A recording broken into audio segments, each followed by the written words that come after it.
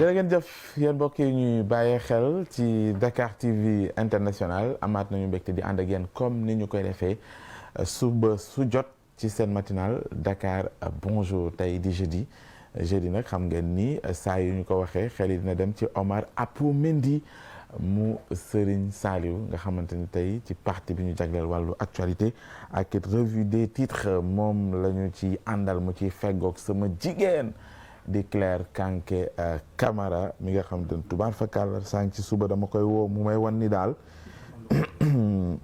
waaw gis nga mooy commencé wax Camara rek ñu jàpp sama baat bi waaye du ngeen ci mën dara dinaa ko wax ñëpp jotee ci waaw mu may jéem a kii naa ma Paa Oustaz comme si kuy nelaw daal maanaam dafa tardé affaire yooyu xam nga xam naa ni mu ngi ci kër gi Claire yooyu la may def daal pour ngeen xam ko yooyu la may def ci suba di ma terroriser di ma wan ni daal dafa tardé du ñëw parce que xam naa ni su ñëwul waaw plateau bi du clair waaw te xam nga rek plateau bi ñun ñëpp mun ñoo doon ay góor dafay doy waar parce que man góor ñu moom seen dara sax suma xeet yii nga xam te ne maa leen di gis fii ñoom moom dafay doy waar n'est-ce pas Claire. waaw jëm xam nga jàppale nag tey moom dama lay nuyu moom. koo bëgg ma jox ko kàddu ma jox ko koo bëggul du ma ko jox. non tey moom dama yow difficilement. oui moo tax bi nga may woon ma rey baat bi appo yi rey foofu ci rédaction bi mais c'est que nag c'est un peu compliqué les réveils matinaux. Ouais. Mais une fois qu'on est là et puis ça passe quoi. Ça passe quoi. Voilà, ça passe quand même parce que c'est l'envie, c'est vraiment faire plaisir aux téléspectateurs que nous saluons au passage. da leen dal leen ci jàmm si seen émission Bonjour Dakar matinal bi. Donc voilà te comme je dis tout le temps rek yàlla na lépp nekk njariñ. amiin waay voilà et puis beaucoup de bége là-dedans. waaw de bége la Omar Apou ma feggoog moom tey plateau bi. di ko nuyu mu Serigne Saliou. ak kii ma jàkkaarloo mooy borom café gu neex gi. ñu naan ko Idrissa Diouf a ñoxo baay. di nuyu techniciens yi également ñi ci kaw ñi ci suuf. ñu ngi nuyu ñoom ñëpp ñi ci kaw ñi ci suuf. di suñuy techniciens nga xam te dañuy ànd ak ñoom saa su ne ci matinal bi jërëjëf Claire Kanké Camara ci nuyu bi am na solo fa nga duggeet naka noonu gis nga même invité yi sax dañuy am problème. xëy suba teel bi am na ku ñu war a àndal ci suba si te li ma ci jaaxal Coulibaly la sant kon yéen Aliou yoon nii ngeen mel yéen ñooñu sant Coulibaly kon yéen noonu ngeen mel Ibrahima Coulibaly moom lañ war a dalal ci première partie bi waaye ba léegi yegg seegul gis nga ko dafa tardé on sait même pas ndax dina ñëw te ci première partie bi moo ñu waroon gunge xam-xam màcc jëm ci wàllu wér-gu-yaram ñu waroon gunge ñu ci xalaat yi jëm ci vaccin beeg ba léegi ci coowal li nga xam te ne mooy mbas bi waaye ragal naa ne boobu moyul daal Coulibaly boobu duñu ko am tey waaye du tee nag ñun dinañ wéyal ndax ci deuxième partie bi également dinañu dalal ki nga xamante ni moom mooy Moustapha Wade moom nag mu ngi bokk ci coalition Jotna di président it mouvement bi nga xamante ni moom la ñu dippee xam mouvement bi nu mu tudd. ADD merci beaucoup boo ma ko définir rek ma xam ma jéem a xool lu doon association des la amicale. merci beaucoup Claire ADD te xoolal dafa mel ni yow rek yaa lire conducteur bi. Oui. lire naa ko ca tëdd démb. waaw wax ma nu mu fa demee. bon man conducteur bi dama koy lire capté ko. ADD mouvement la. Mouvement pour Dakar dem dikk.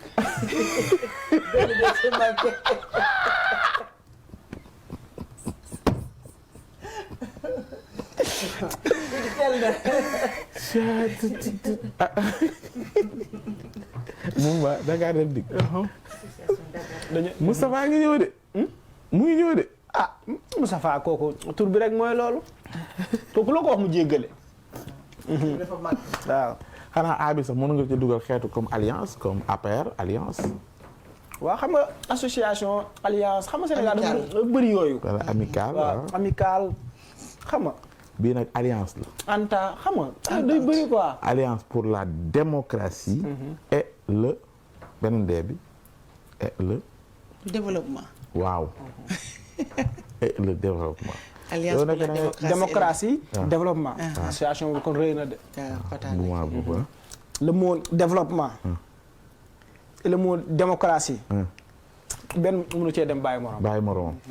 il faut démocratie pour un développement. il faut quand il y a la développement il y a un bon démocratie. D'accord. c'est le technicien des mots qui parle. waay. grave. d'accord léegi Moustapha Wade mi. Omar instant yi dama koy jaaxal.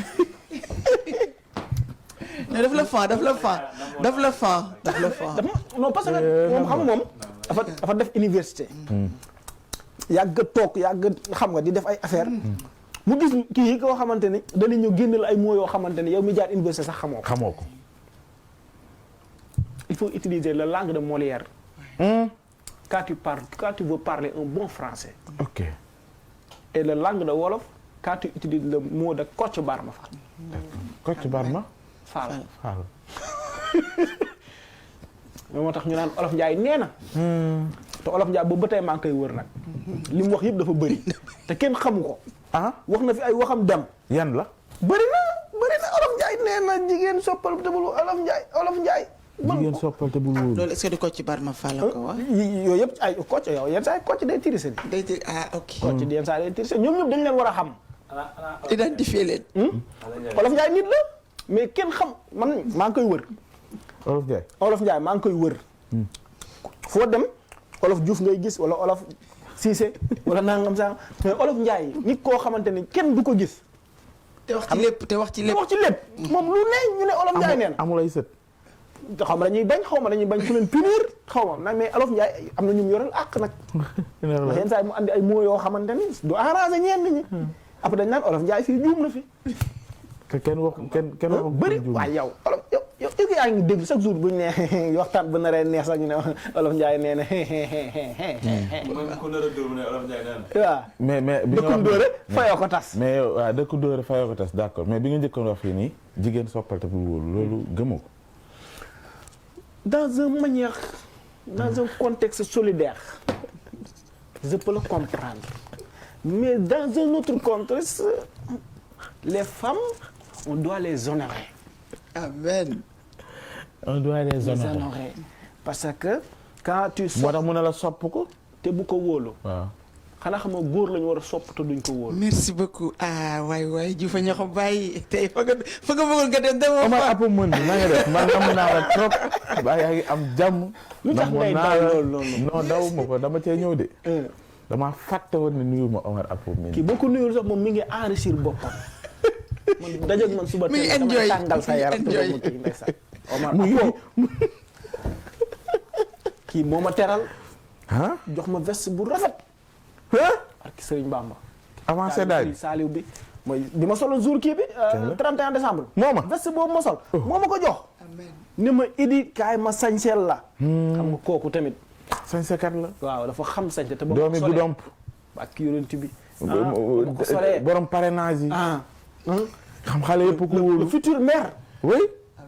de Goudomp. yal na yàlla jàpp. amiin yaa rabbi yow ñun ñu ngi kii préoccupation wu sooru waa Goudomp. kii waa Goudomp ñoo ko bëgg. ki leen di plaidel.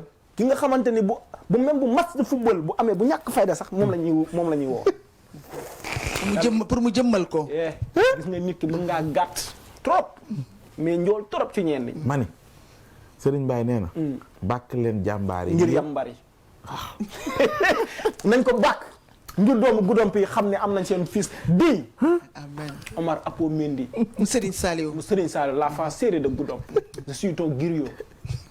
waaye nag waxu géwél géer. lu mu yàgg. may ma xaas nañu di. leçon si kii leçon si la koy jox. Omar bonjour. bien léeg-léeg. doomu Goudomp bu baax ngi ami daw ki nga xamante ni moo ñëw Dakar yaram daw na yàlla nga nekk wax ma la maire yàlla nga nekk président Karbala gis naa fi Karbala. xam nga ñii dëkk ci sud bi ñooñu dañ leen war a encourager. dëgg la. ndax seen jàng bu demee ba demee yenn côté rek nga xam ne ñooñu ay jàmbaar lañ parce que c'était pas évident. dëkk yi ñuy dëkk amul lampe amul éducation yoo xamante ni maanaam professeur yu garaaw amul école yoo xamante ni yu taxaw la ay crinting ak ay jàng soo xamante ni taw bi day dugg teew nga jàng ba ñëw am say lijaasa com non jaajëf waay. jaar yii la sénégalais soxla waaw yow waa Goudomp dañ laa war parce que ñii dañoo dund mettit bi c'est-à-dire koo xamul condition mënoo koo dimbali. billaay moo tax lépp lu ñu am dañ koy fonk. d'accord parce que xam la moo tax dañoo xam citoyenneté xam li leen dëkk bi jaral xam fañ jóge xam fañ jëm te nit boo xam ne fa nga jóge da ngay xam fi nga jëm mais jamono ji ñu bëri dañoo xam fañ jóge mais dañoo ñëw ba ci digg bi taxaw. Idi est-ce que sa intention nekkul jeexal poche non il est honnête là. bu waxoon leneen bu fi nekkee woon leneen yoo xam nga ne man du ma. parce que boo ko joxee nii Omar dana joxe lépp bu ngoon jotee muy lijjanti. mu woyee di xam nga ma du fi añee. yow xam nga ma te ci télé laay waxee. waaw du ma waxal kenn te yaa ma neex. waaw dëgg la de. li ngay wax ni am na de. man meluma noonu. dëgg la mais. moo tax xam naa ne li ngay commencé nii di ko tàmbali nii su yàggee ma jël revue des titres bi jox ko Claire. ndax day jooy. trop. góor dëgg boo koy bàkk dana nem mu taxaw. di moo tax ñu ne bàkk leen jàmbaar yi. ngir yambar yi ndax booy bàkk jàmbaar yi chaque jour yambar yi dinañ gis seen bopp xam nga yambar amul. ñàkk xam sa bopp moo am. ak ku ñàkk a yee. tey nit ki chaque jour boo ko bàyyee si biir néeg bi muy tëdd nelaw nga koy xëy di ko romb. yaa ngi koy jàngal boppam. yaa ngi ko naan kat su man yow mii di nelaw. man mii di xëy di liggéey gënuma la. ba ni may amee sama business di la jox ngay di lekk ngay naan ngay kii maa ngi lay jàngal action bi mais loolu góor dëgg koy xam. ma koy comprendre. sa yaay fëgg la fajar ne la maa ngi xëy.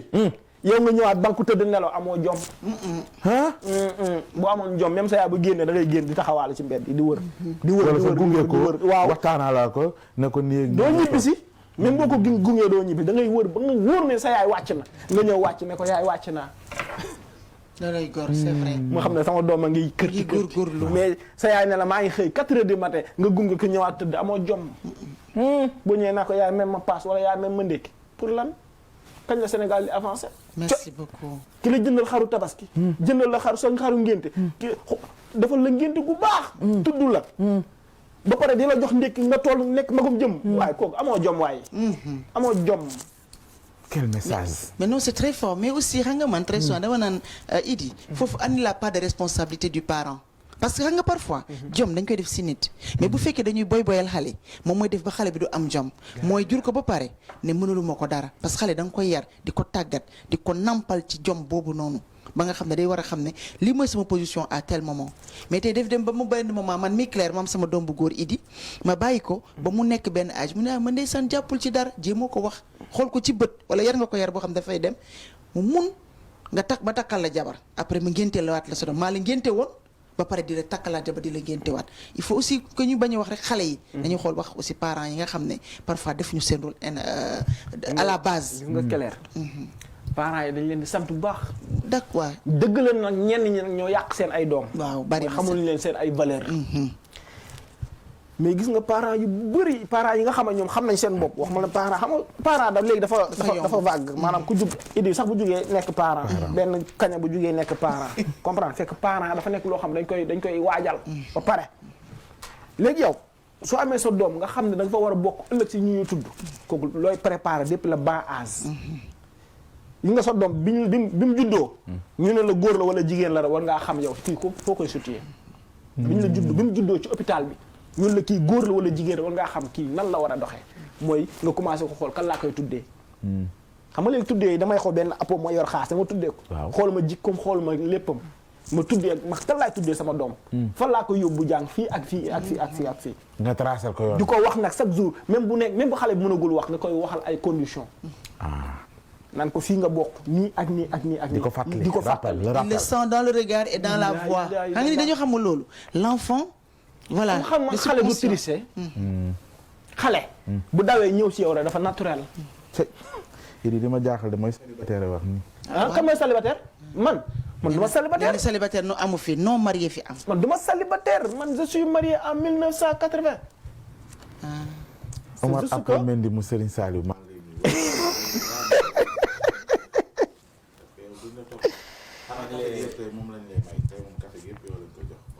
ngi lay fay Saliou mbaa yaa ngi am jàmm Serigne Ousmane Cissé tey foofu la non Serigne nga xam nga papa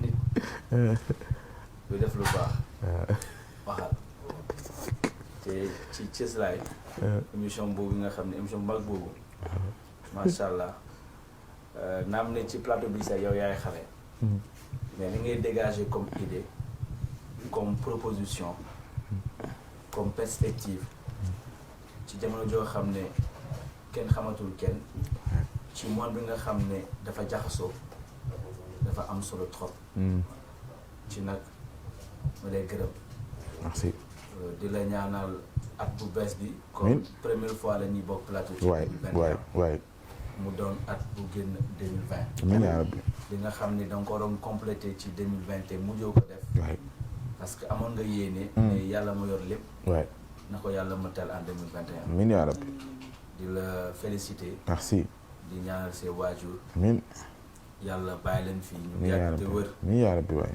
c'est une fierté que nga am doom comme Idine mu waxee ñëpp yeew 6 heures julli jàkkaarloo ak télé bi seetaan seen doom ñu bëri bëggoon nañ loolu mais am ñu ko dafa ngi laax yu neex di nuyaale Claire di nuyu sama mbokk africain d'ici et d'ailleurs di leen wax ni africain d'ici non Omar foofu ba bëgg nga taxaw fa nga ñëwaat ci foofu parce que ku nekk da nga am sa marque ku nekk da nga am sa style dem na ba am na koo xam te ne loolu moo ko bàyyi ci yow soo duggee Dakar Soir par exemple man boo nee africain d'ici et d'ailleurs rek am naa sama dose te dañuy bëgg nga dugg foofu nga jàkkaarloo africain d'ici et d'ailleurs nga jox leen ko. africain d'ici et d'ailleurs. mooy damaa jàpp ni. Sénégal ci benn ensemble la nekk.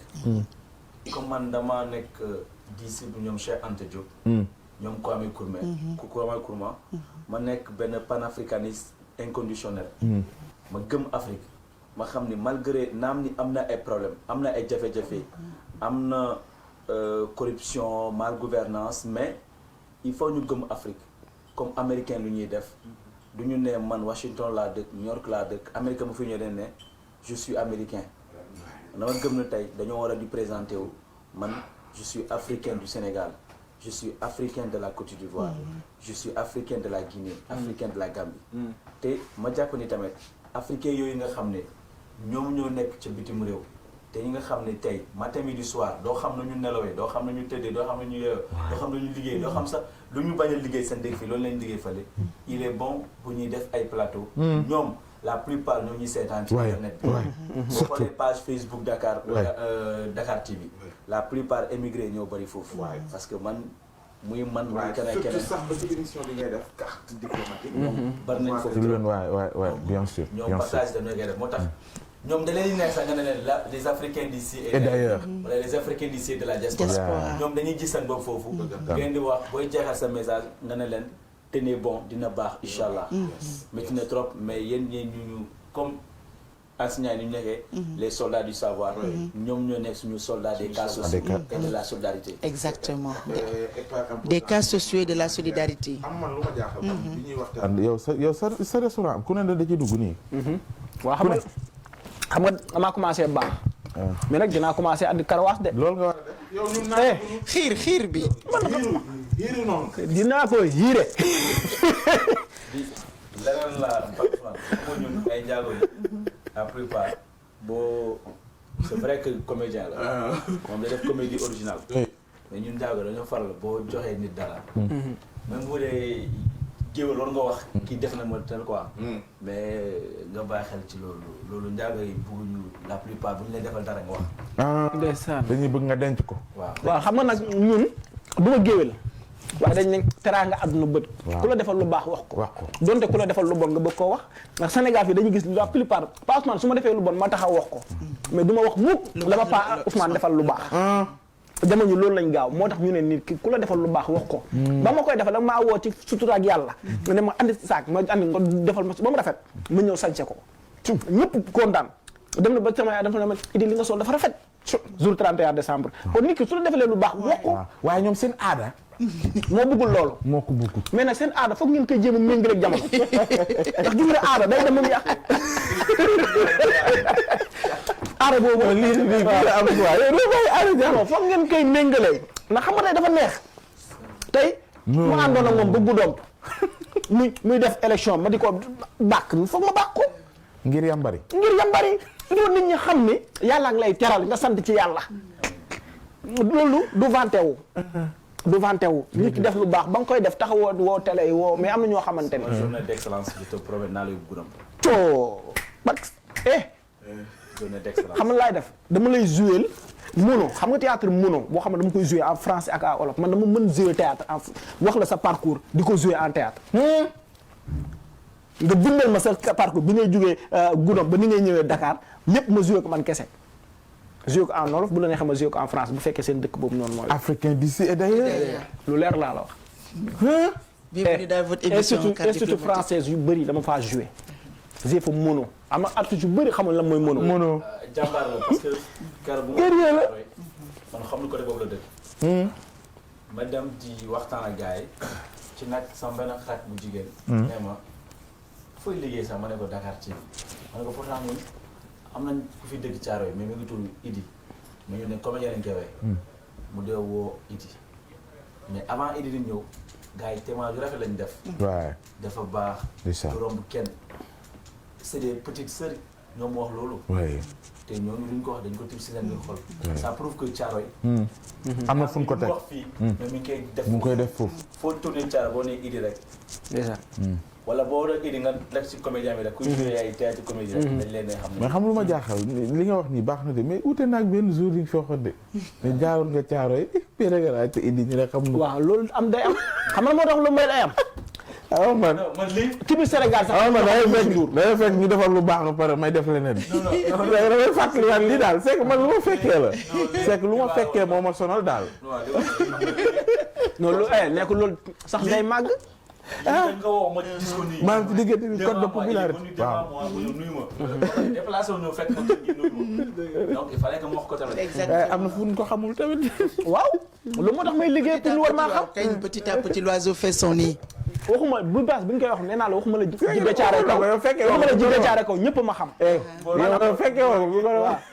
mala géewu nit ñëpp ko xam ban waxuñu ci man grave xam nga tey di nga ñëw ci benn bërëb damay laaj ñëpp dëkk damay laaj fekk nga laajte dëkkul foofu non damay laaj Omar Apo waxul woon loolu fii sa kanam mais yàlla da koo prouvé xam nga yàlla da koo prouvé mooy tax daa ñëw benn kër ndeysaan seet ay rakam mu tax xam nga foofu bu taxawoon ci biir foofu noonu ne Idi comédien kenn xamuma dina kon Idi moom dina gën a confirmer lam doon wax mais tey ba mu ñëwee toog ci ay rakam expliqué gars yi na ko xaaral ñu dem andil la Idi yow de man ma wax la dara yow waxuma la Thiaroye sax yow dépassé nga Thiaroye loolu dama cee yor ay jàll yow ngay international nga am amen dañ koy sant lu bari parce que lu mu wax rek benn bari voilà waaye nag café gi boo ko jëli jiwul indi ko fii doo dara waaw yeew gi métti de man café bu sedd laa tey xaw ma laal mais tey damaa tàng wane nga ko Omar la waaw gis nga day wane nga ko waaw tey moom damaa tàng waaw waaye comme ñëw ci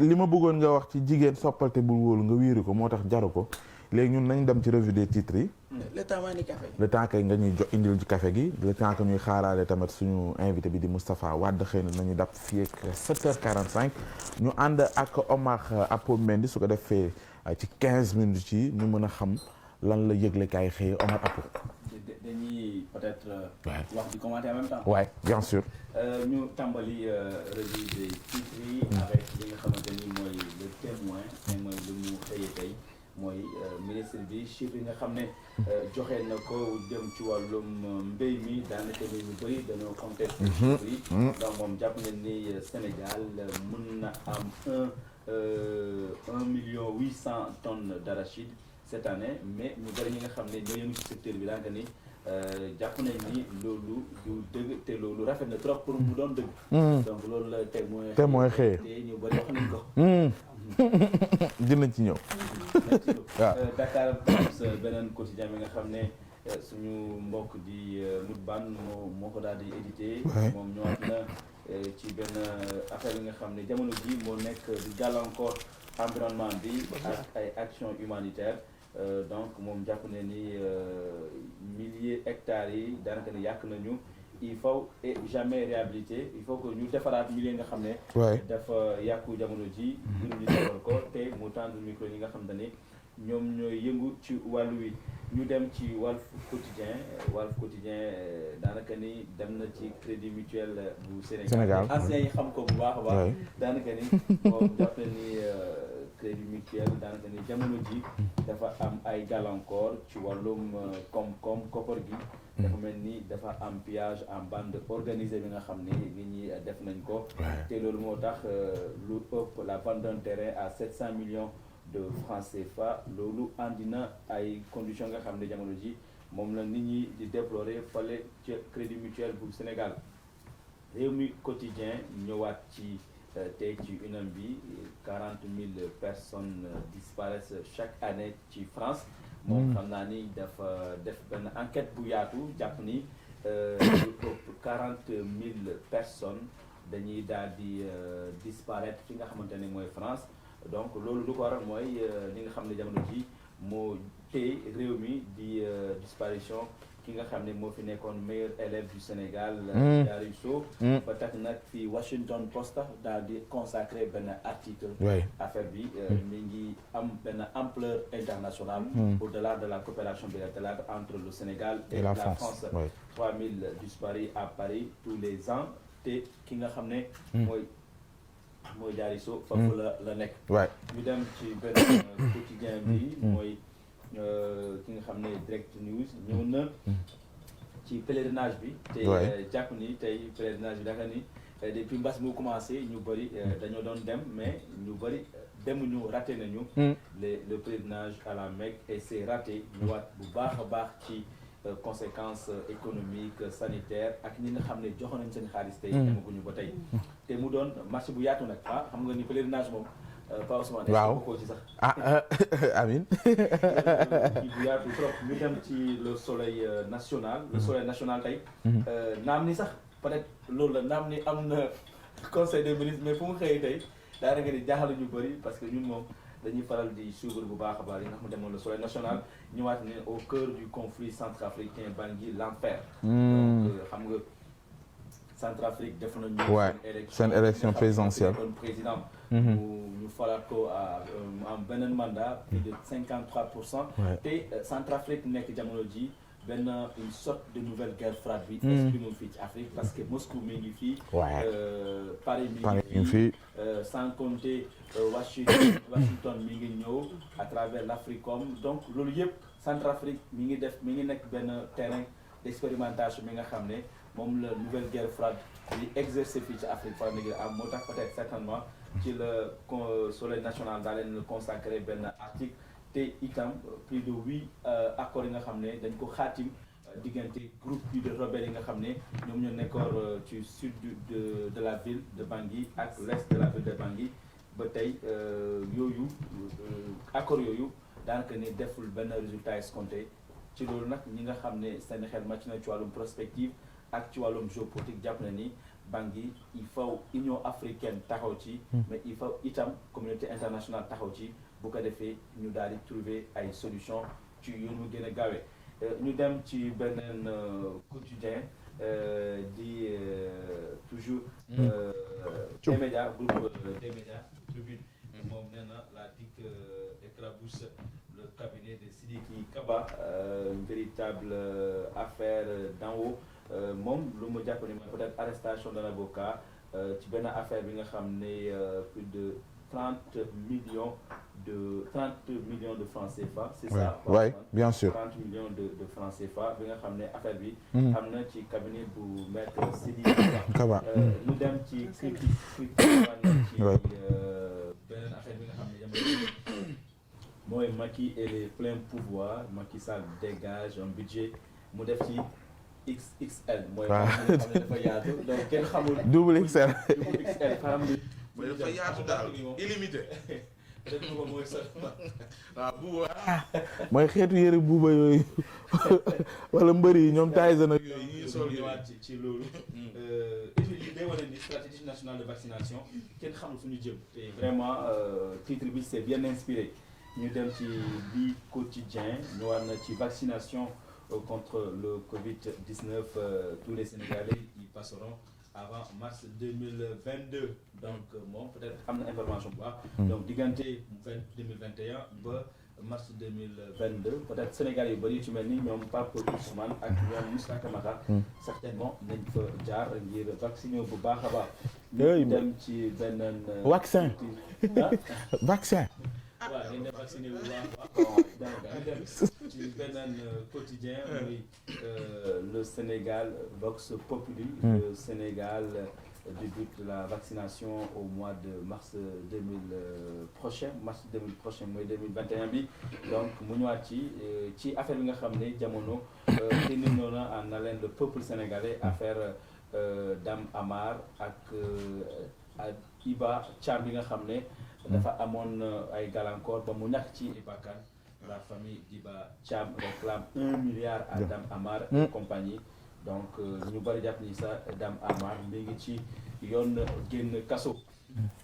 Libération ñëwaat ci li nga xamante ni jamono ji daanaka ni Afrique Sénégal nekk na benn passage obligé des narcotrafiquants avec la piste des 675 kilos de cocaïne interceptée depuis le 28 décembre, date de la saisie, la gendarmerie de Kaparou, la brigade de recherche de Bourg, la sûreté SR de Dakar mène discrètement une vraie chasse à l'homme sur la petite côte.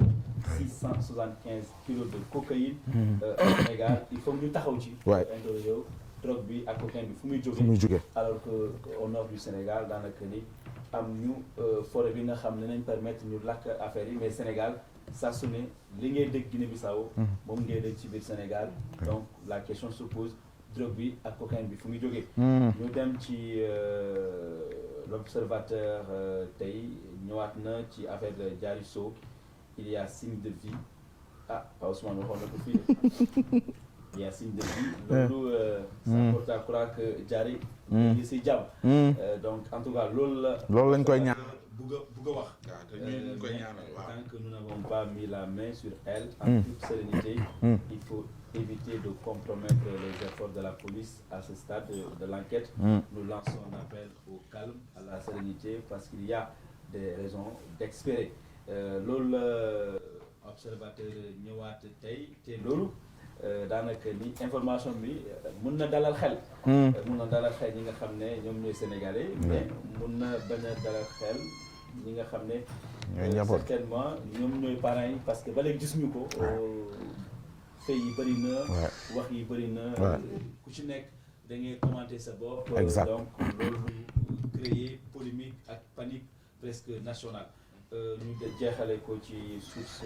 A wala sax ñu dem ci source A def nañu document portant une stratégie nationale de vaccination contre la Covid-19 remis au Sénégal au président Macky Sall te peut-être mu def ci révélation yi nga xam ne tey Abdoulaye Diouf Sarr mi nga xam ne moom lañ dénk ministère de la santé et de l'action sociale ñëwaat ci bu baax a baax ñu jeexal ak dem ñu ci Sud Quotidien moom croisade contre la Covid-19 la guerre des vaccins waxoon na ko fi waxoon na ko fi te loolu de là li nga xamante ni mooy la guerre des industries pharmaceutiques xam nga guerre vaccin moom boo koy tudd il faut nga laal industrie pharmaceutique yi nga xam ne ay kàngam lañu réew sax wala benn industrie sax mun na bañ a am xaalis mais day def appel ñi nga xam ne ñoo am xaalis comme ça ñu daal di financer li nga xamante ni mooy recherche yi donc guerre vaccin bi commencé na bal la Sénégal di jël si pharma wala bu Grande-Bretagne wala bu États-Unis wala bi nga xam ne wala bi nga wala Pfizer wala bu Moscou bi wala bi nga xam ne moom la OMS di homologué jàpp naa ni sax OMS boo moytu sax dina homologué lépp dina homologué parce que ñooñu c'est des grands pays nga xam ne ñu bëri am nañ droit de veto au Conseil de sécurité tey bu nar a am ne ONU moo nar a tranché te OMS nekk benn branche de l'ONU ñu dem ci peut-être tàggat yaram jeexal waaye ñu xool lan la record xëye tey Koulibaly la ñëwaat jàpp ni qui n'offre pas plus de 75 milliards pour l'oublier donc Naples daanaka ni moom ba gëmul sax ba di jéem a waajal bàyyi ki nga xam ne mooy Kalidou Koulibaly doxul di def mi ngi def liggéey bu am solo stade quotidien ñëwaat ci le PSG s'offre Marseille pour son 8e titre consécutif ci finale bi nga xam ne 5e derby mu remporté trophée des champions bi nga xam ne am na dem xam nga dama ñu bëri dañoo jàpp ni ak biu Neymar ba ñu bëri dañoo jàpp ni temps ñu dul neex bi kan biu Neymar bi waaw boobu noonu waaw neex na ba ci nekk xam nga pare xam nga dafa am ay match yi nga xam ne bu football di am day tenir de réew mi mooy quand Barça joue avec le Real Madrid c'est le monde entier qui retient son souffle mais quand le Paris Saint-Germain joue avec le club Marseille c'est aussi au-delà de la France mais le Sénégal et les pays anglophones les pays francophones qui retiennent leur souffle parce que Marseille moom ak Paris Saint-Germain moom dafa mel ni France ak Afrique. wala mu mel ni Tom and Jerry pour nga comprendre. xam nga Marseille y a tellement d'Africains naar yi nga xam ne ñooñu moom ñoom ñooy supporter numéro 1 vraiment wala ci biir Marseille te ñu jàpp ni dafa amoon ki nga xam ne sénégalais la woon. waaw mu doon fierté nationale. fierté africaine. mu jiitoon club boobu. Diouf la ñoo ko bàyyi. donc vraiment moo tax nag Marseille tey buy football ak PSG.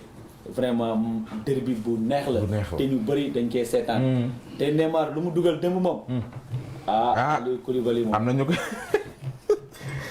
koy bañ ci kër gi de am na ñu koy bañ ci kër gi lu ñuy bañ biu Neymar bi boobu rafet na très professionnel très professionnel lay jëloolu la dégager centré dégager c'est Neymar qui marque c'est Neymar qui marque leen mais nag leen rek moo ma ci metti maanaam gis nga derby yu mag yooyu foo romb ci Sénégal ñëpp di yuux di naan te duñ ko def suñu club yi duñ ko def suñu division yi duñ ko def suñu joueurs yi duñ ko def suñu championnat duñ ko def pourquoi loolu pourquoi ce désintéressement ak suñu football local au profit de tu vas me dire que moyen du benn joueur yi du benn peut-être du benn nangam mais on peine à avoir un club bi nga xam ne national bi nga xam ne quand je parle de national bi nga xam ne mooy le gars de jot na buy tardé nii keneen ak keneen mën nañ ñëw ay actionnaire ñu dugal seen action foofu ñu am un club solide que ñu dem sax à un moment donné dañuy bàyyi Sénégal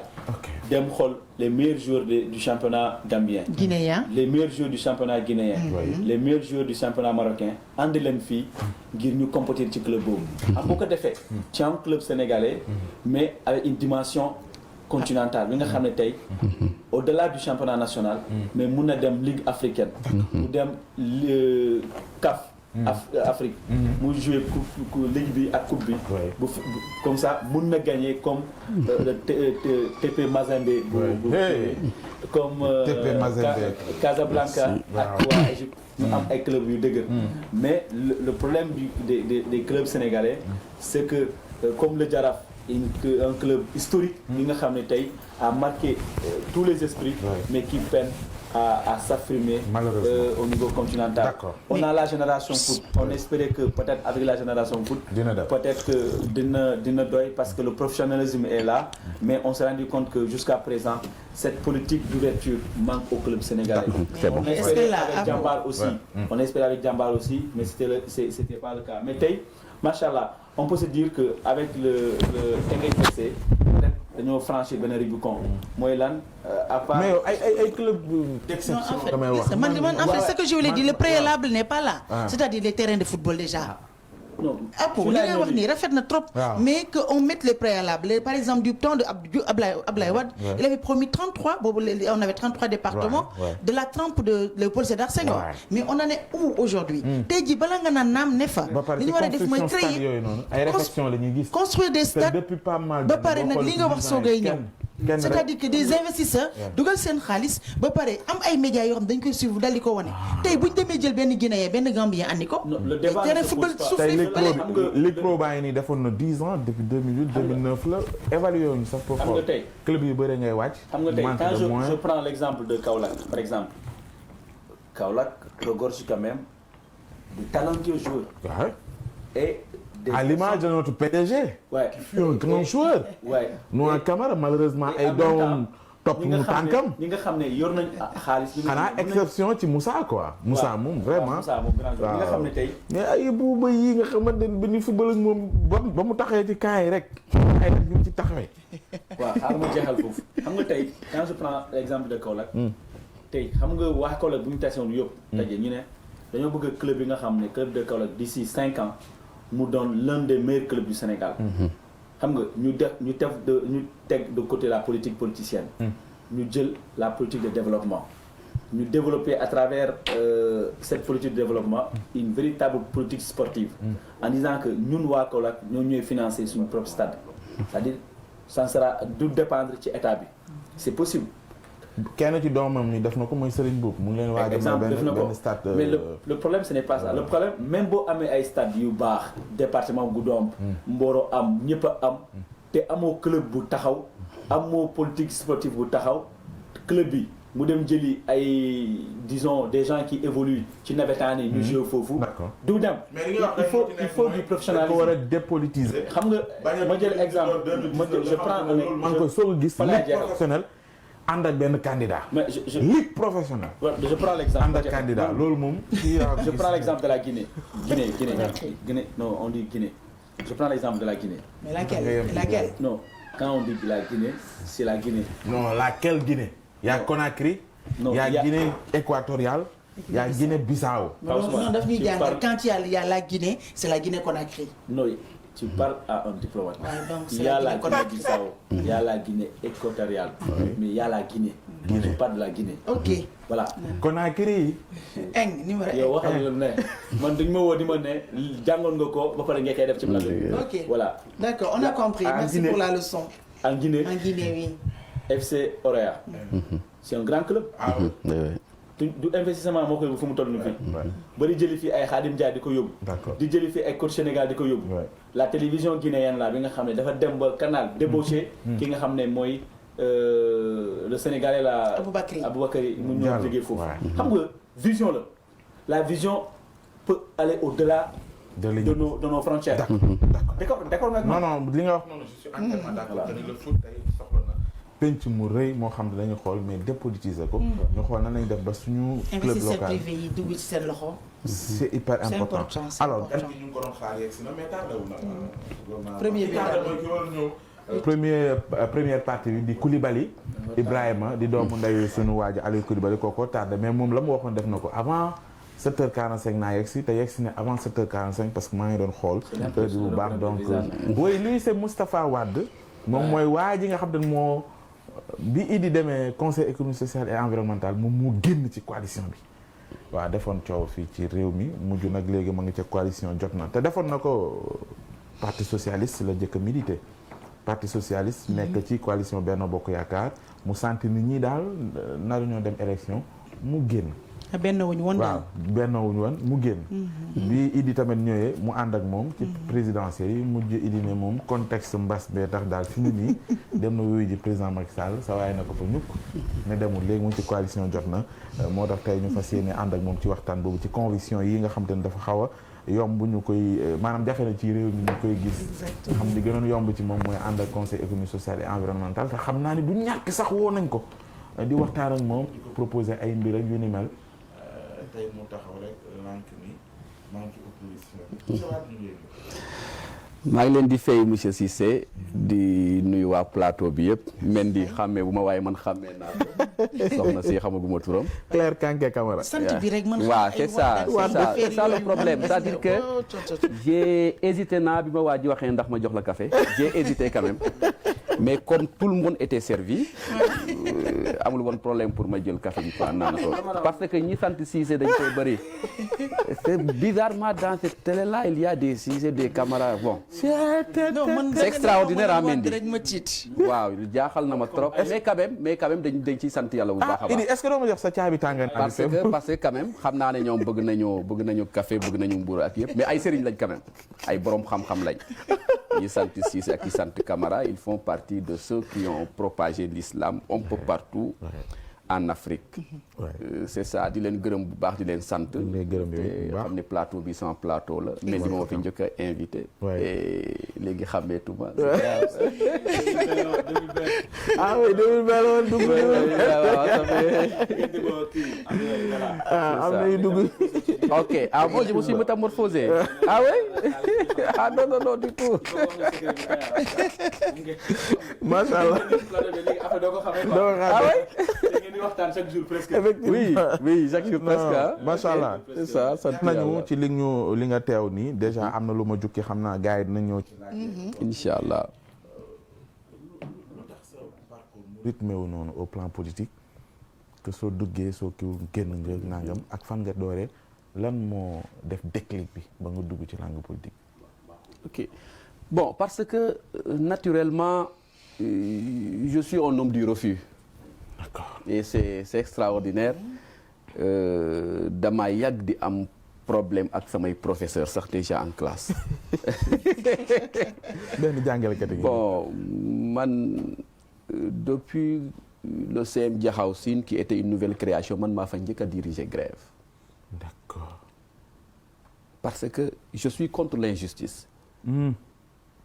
loolu la ba pare après au lycée maak ñoom Thérèse Faye ñoom Madou Ngom Ñaa ñoom Biram Faye les gars là que tu vois actuellement nous étions dans le PDS. Nous avions formé le MEL à Fatick.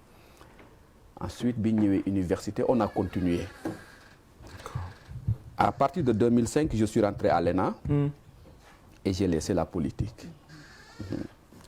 Après la formation ñu affecté ma à Kolda aux impôts de Kolda. J'ai acheté une carte du Parti socialiste. Ah. Voilà parce Pourquoi? que parce que je m'étais rendu compte que liñ doon xeex pour Ablaye Wade nekk président bi mu nekkee président defu ko. mooy. Par exemple il y avait beaucoup de gabegie. coow li bëri woon na il y avait de l'argent à flot. Il y avait ay Richard yu bees lañ créé woon. yoo xam ne mënuñoo xam quelle est leur source de revenu. Il y avait Bamboula bi bëri woon na vous tous vous l'avez constaté à l'époque. Et ba pare on nous parlait de ci Ablaye Wade lañ commencé gis par exemple ay CV présente ton CV. Voilà kii nii ne man maa ngi jàngee Italie kii ne Russie laa jàngee kii ne Portugal laa jàngee alors on savait plus qui est qui et qui fait quoi. Donc l'administration était complètement bafouée. Loolu la te comme nous sommes des produits de l'ENA on ne pouvait pas rester les bras croisés. D'autant plus que moi j'ai toujours été comme ça. Donc c'était un terreau fertile pour que ñu dugg ci biir. D'accord. Bi ñu duggee ci biir vraiment parti socialiste boobu wéet na. Il n'y avait pas trop de monde. Ñu wax ban at la woon. En 2007. 2007 déjà. Oui. Avec Tanor. Oui, avec Ousmane Tanor Dieng. Ouais. Bon, à la maison du parti, vraiment, c'était comme ay réunion yu toll nii hein. C'était pas... Il y avait Barthélémy Diaz qui se battait quand même. Ñun ñëpp. On faisait partie des jeunes cadres qui venaient juste d'arriver. Et on a combattu, franchement. On a combattu et on a eu d'excellents résultats. Bi ñu ñëwee nag ba Macky Sall jël réew mi. Nous qui étions contre tout ce qui est Wade et ses Wadayon, vous vous rappelez ce concept-là, Wade et ses Wadayon, voilà. Léegi le Parti socialiste s'est complètement métamorphosé, comme ni ma Mendy waxee léegi ne que je suis métamorphosé, dugg carrément dans la gestion de Macky Sall, à telle enseigne que mu perdre carrément ay objectifs am. On parti, c'est pour exercer le pouvoir, ou bien chercher le pouvoir ou conserver le pouvoir. Mais ñun on n'avait plus d'objectif. L'essentiel était que Macky Sall est là nañ ko topp lu mu bëgg noonu la lu mu bañ nañ ko. Et tout ce qu'on refusait à Ablaye Wade on l'a accepté à Macky Sall, c'était ça. Et nous avions dit que fi mu nekk nii on veut du 109 dans le Parti socialiste dañoo bëgg a jël Khalifa Sall def ko muy suñu candidat en 2019. Ce que Khalifa Sall lui-même avait refusé. Parce que dañoo def la réunion là avec feu Diallo le maire de Idrissa Diallo le maire de Dalifort yàlla na ko yàlla yërëm te xare ko aljanna. Dañoo def réunion yi ba pare on l'a fait le samedi. À l'époque il y avait un journal qui s'appelait Le Populaire. génnee ko le lundi Vox Populi. Voilà génnee ko le lundi. Le mercredi il y avait un secrétariat permanent du Parti socialiste. Khalifa Sall dem fa ne man je n'ai jamais dit à quiconque que j'étais candidat à quoi que ce soit. Et nous, on a laissé, ñu bàyyi carrément. Mais comme il n'est pas candidat à quoi que ce soit, nous ne voulons pas lui créer des problèmes. Okay. On l'a laissé et nous sommes rentrés chez nous. Nous convoqué tous ceux qui partageaient avec nous les mêmes objectifs. Nous créé ce qu'on appelle l'Alliance pour la démocratie et le développement. ADD, voilà. Et qui l'a nek bo batay. Aux élections de 2019, Idi a fait appel à nous. Nous l'avons soutenu avec nos propres moyens. Nous n'avons jamais utilisé les moyens de la coalition. Nous avons battu campagne à Fatick et nous avions les résultats que nous avons. Après, récemment, gis ngeen li xew, il y avait l'entrisme. Mu ne moom il a discuté avec le président depuis 15 mois. Ouais. Et qu'il est rentré dans le régime. Ces poulains vont rentrer dans le gouvernement parce qu'il y avait une urgence à ce qu'il fallait sauver le Sénégal. Oui. Bon, ñun itam comme jusqu'à présent on ne partageait pas la même chose parce que Idi c'est encore plus Idi moom. Mais li mu wax noonu jarutoon ngeen ànd ak moom. Non parce que si c'est dommage. Bu fekkoon ne c'est quelqu'un su fekkoon ne on Cissé moo ko wax man j'allais accepter. Mais par exemple noo mën a toogee ne Macky Sall tout ce qu'il peut c'est qu'il peut peu. Gëmloo ñu ko ñun en tant que jeune. On a battu campagne sous la direction de ce slogan-là. Que moom sa vision dépassé wul Diamniadio. Que le PSE ne pouvait rien apporter au Sénégal. Et après 15 mois après. Maintenant, je vais tout laisser, je vais partir avec lui pour construire le Sénégal. Sur quelle base? Et il a dit aussi pendant 15 mois, il était en discussion. Pendant 15 mois, il était en discussion. Maanaam dugg bi da ngeen di jàpp ni. Et pourtant, ginnaaw gi Macky dafa nangu li mu doon wax. Macky dafa nangu ni c'est vrai. Je sais peu. Sama PSE bi mënul dem, sama vision matul fii. Léegi ñëwal la nga am dolli ko pour la manqué mu tas. Mais mënu tane. Parce que la loi de finances qui vient d'être votée à l'Assemblée nationale est sous-tendue par le programme PSE. Toutes les politiques publiques yi nga bëgg a gis fii yëpp, même la subvention de la presse, c'est dans le PSE. Léegi moom bu paree pour indi ay amélioration la ci PSE bi loolu la. Le programme en question, théoriquement. C'est bon. Ce n'est pas mauvais en soi. Non, je n'ai jamais dit. damay wax rek. C'est pas mauvais en soi. Mais réew boo dem dañoo am seen plan de développement bi nga xam ne président bi fi ñëw rek deewoo ay cabinet ñu bind ko pour xool moom bu mu toggee ci diiru at bi nga xam ne citoyens yi tànn nañ ko pour mu jiite. Il faut mu am benn plan. Donc le plan Sénégal émergent c'est vrai que lu mu wax ni. moom mooy tere tout ce qui est réforme actuellement. Tout ce qui est fonctionnement d'administration publique ci day sukkandiku ci PSE bi. mais le problème lu mu bëgg a wax mooy Idi dem na nee na dem na. parce que urgence moo ko soxla. Exactement voilà le mot que je cherchais. dem na parce que fu mu toll Sénégal soxla na doomam yëpp. pour ñu nekk autour du président Macky Sall. pour ñu tabax un Sénégal que nous voulons. Un Sénégal qui sera toujours rayonnant sur le plan international. léegi yow bu fekkee ne Idi boobu yow yaa ngi ci administration bi depuis presque 2005. Macky Sall woo Idi mais qu'est-ce qui vous empêche d'aller avec lui et de bâtir ce Sénégal là yow espérance bu nga am bu ndaw ak ñi nga àndal lu mu néew jàng nañu ngeen dem même bu fekkee ne sax yëpp yéen seeni proposition du jàll mais que vous écriviez gars yi xam ni carrément que ni bind ngeen. figuration nga bëgg a wax wala. waaw figuration lay doon ñu rek bokk. non waxuma bokk de. mais da ngay ñëw bokk mais même li ngeen bind buñ ko jëlul sax bu ñu proposé li ngeen di proposé mais au moins ngeen bind. xam nga Idi moom wóolu na ko mais Idi bu demee ba wootee. ADD pour ñu jàppale ko. ci élection présidentielle yu weesu. ça veut dire que am nga poids. xam boo amuloon poids ca Fatick googee. dëgg du la woo. maintenant Idi dem na man gisuma woon ni. nga xaajool ak moom parce que. urgence lañu ne. urgence lañu ne ba pare. président Macky Sall def na lu kenn deful maanaam en ce sens il a été visionnaire. ça n'engage que moi. gis nga Claire ni mu la xoolee Claire bàyyi ko. waaw dugal foofu ci cas boobu waaw. c'est que bu mbas bi ñëwee. à l'image de la France. des grands pays yi nga xam ne moom la suñu réew di xool du ma ne copier sax mais moom la ñuy xool pour jëm a adapter ñoom li ñuy def si suñu réew. Macky Sall woo ñëpp ñoo toog. waxtaan ak ñoom ne ma urgence baa ngi nii lii ak lii la. kenn xamuñu lii fu mu ñuy yóbbu. loo leen ci xalaat ku ci nekk patriote qu'ils sont ku ci nekk joxe sa xalaat. c'est ça. donc Idi bu mu demee je pense que ci registre boobu la am na ñeneen ñu mu woo nangu ñu dem mais yéen je ne vois pas urgence. est-ce que def erreur. ñàkk a dem wuyu jëkko voilà erreur bi. d'accord je ne vois pas l'urgence pour yow. nga ne non Idi m'a trahi peut-être. Bon, je crois que je peux répondre j'ai compris Mendy et le temps ça file. bi Idi di dem ci président Macky Sall nous tous nous avions applaudi.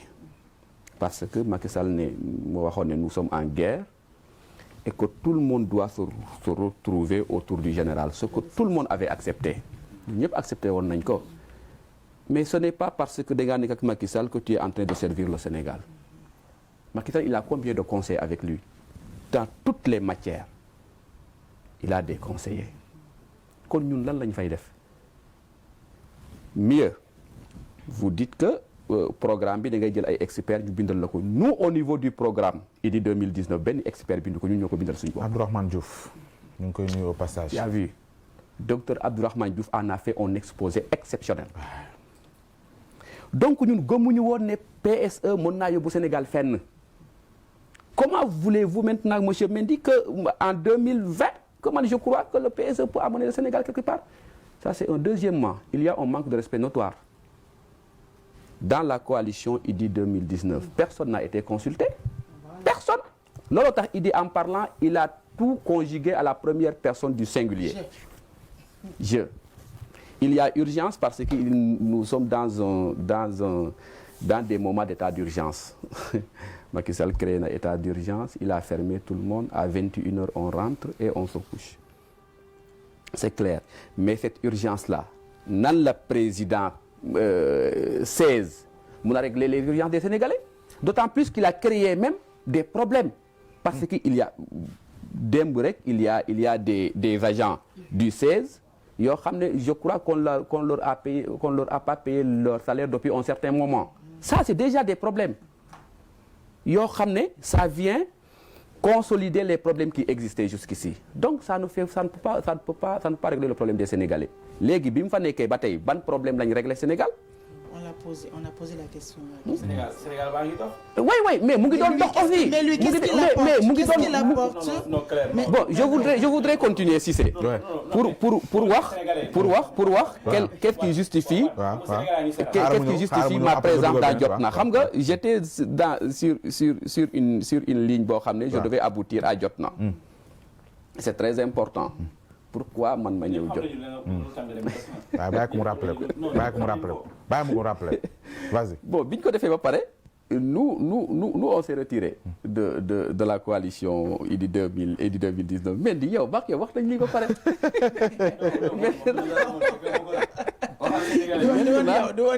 maintenant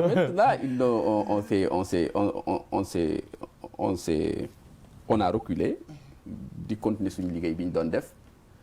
Jusqu'à ce que ñu gis waa jot na ñëw seet si ñu on a trouvé que vraiment nous pouvons travailler ensemble c'est comme ça qu'on a commencé à travailler ensemble. yow daal da nga bëgg a dëgg rek ci opposition radicale. non du tout je ne suis pas du tout radical je suis un homme très ouvert problème bi mooy il ne faut pas dire que tout ce qui n'est pas avec Macky Sall est une opposition radicale. Jotna moom radical. non du tout Jotna est une coalition non attendez elle est la seule opposition elle est la seule opposition bi nga xam ne il va partir à la rencontre des populations et faire des propositions à la puissance publique. On était récemment en Gadiaga. Nous sommes la seule formation politique, la seule coalition politique à partir en Gadiaga. Nous avons rencontré les populations waxtaan ak ñoom sur les catastrophes yi nga xam ne ñoom ñoo fa nekk. Mais c'est 3 jours après que Macky Sall a modifié la loi sur l'état d'urgence pour dire qu'il intègre maintenant les catastrophes naturelles. Donc c'est très bien déjà. nous sommes la seule coalition boo xam ne c'est-à-dire si Macky Sall fait quelque chose de bon on applaudit. Parce que nous ne sommes pas décomplexés. Nous ne considérons pas la vie politique comme un ring. Non. Quand Camara fait quelque chose de bon, moi j'applaudis et je dis que c'est bon. D'ailleurs, dans nos réunions, nous ne sommes pas toujours d'accord sur la position à prendre. Mendy a la possibilité de dire que non, président, je ne suis pas d'accord sur ça. Macky Sall, quoi qu'on puisse dire, il est costaud dans ce domaine-là. Voilà. Il y a une démocratie interne. S'il n'y en avait pas, je ne serais pas là-bas. C'est ça. C'est ça. Njaayum gerte bi. Oui, c'est ça. yow yaa ngi dëkk non ci njaam gerte bi. ci gerte bi prix bi. ci campagne ci jéego. waaw 250 pour la plupart de l'histoire.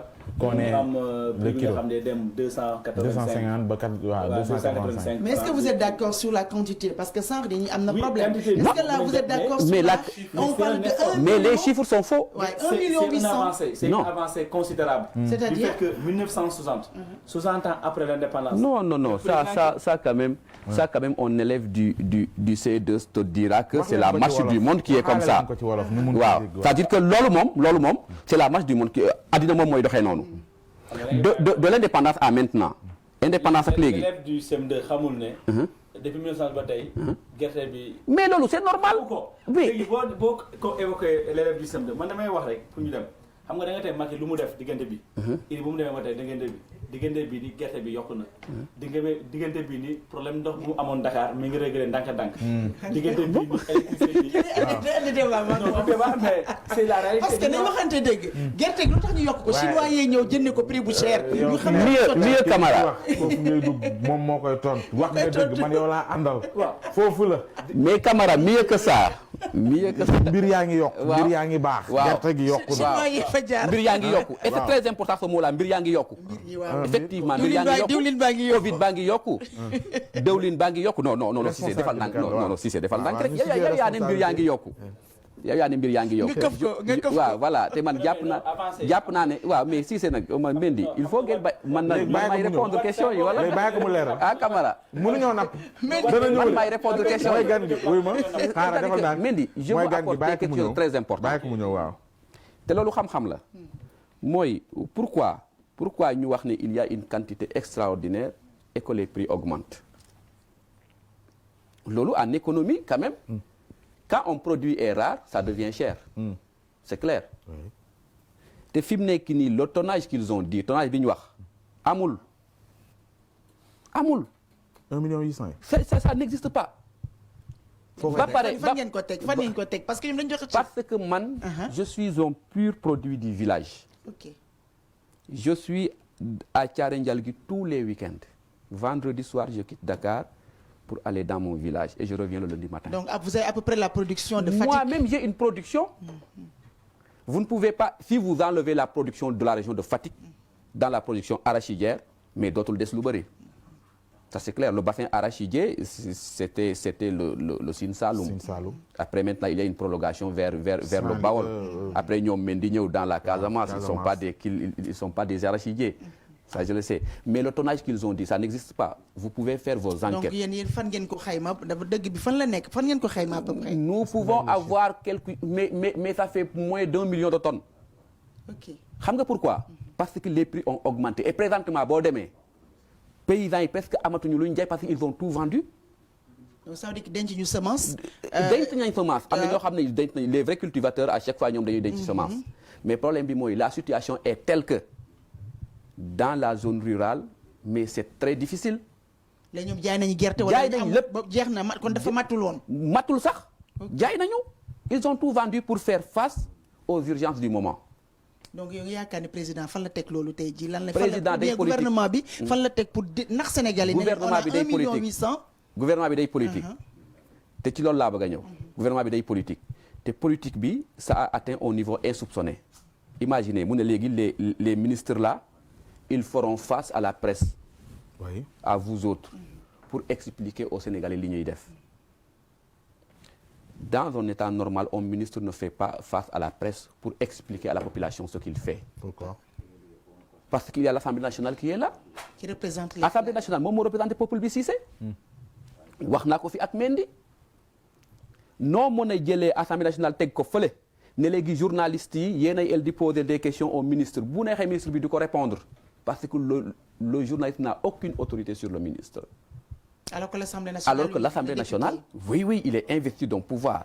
Ça, c'est un. Il a enlevé, c'est-à-dire que Macky Sall a soif de pouvoir. Je vais expliquer. Donc, ces ministres ne feront plus face à l'Assemblée nationale, qui a un pouvoir de contrôle sur eux. Mom ci bopam, il ne fera plus face à l'Assemblée nationale pour décréter des mesures d'ordre général. Alors, il a enlevé le Premier ministre. Donc, il y a une concentration des pouvoirs autour du président de la République. À quelle fin? Je ne sais pas. Il faudra lui poser la question. En tout cas, nous, tout ce que nous savons, c'est que de manière empirique, nous avons constaté que le président de la République, pouvoir yoko jox du ko doy. Il est devenu boulimique. Ça, c'est clair. Okay. C'est clair. De lol non. Comment peut-on maintenant étancher la soif des Sénégalais en étant un super pouvoir? Non, mais attends, Man, j'aurais compris que Idrissa Seck ñëw ne Macky maintenant comme ñëw nañ ñun te il y a des compétences au Sénégal nañ delloo le poste de Premier ministre et tu seras un peu déchargé nañ joxaat Assemblée nationale toute sa plénitude et le gouvernement sera un peu contrôlé. Man buñ amone premier ministre tay dañu jox Idrissa Seck kon boba do génn coalition ba. non kon itam ma génn coalition yi parce que xam nga pourquoi.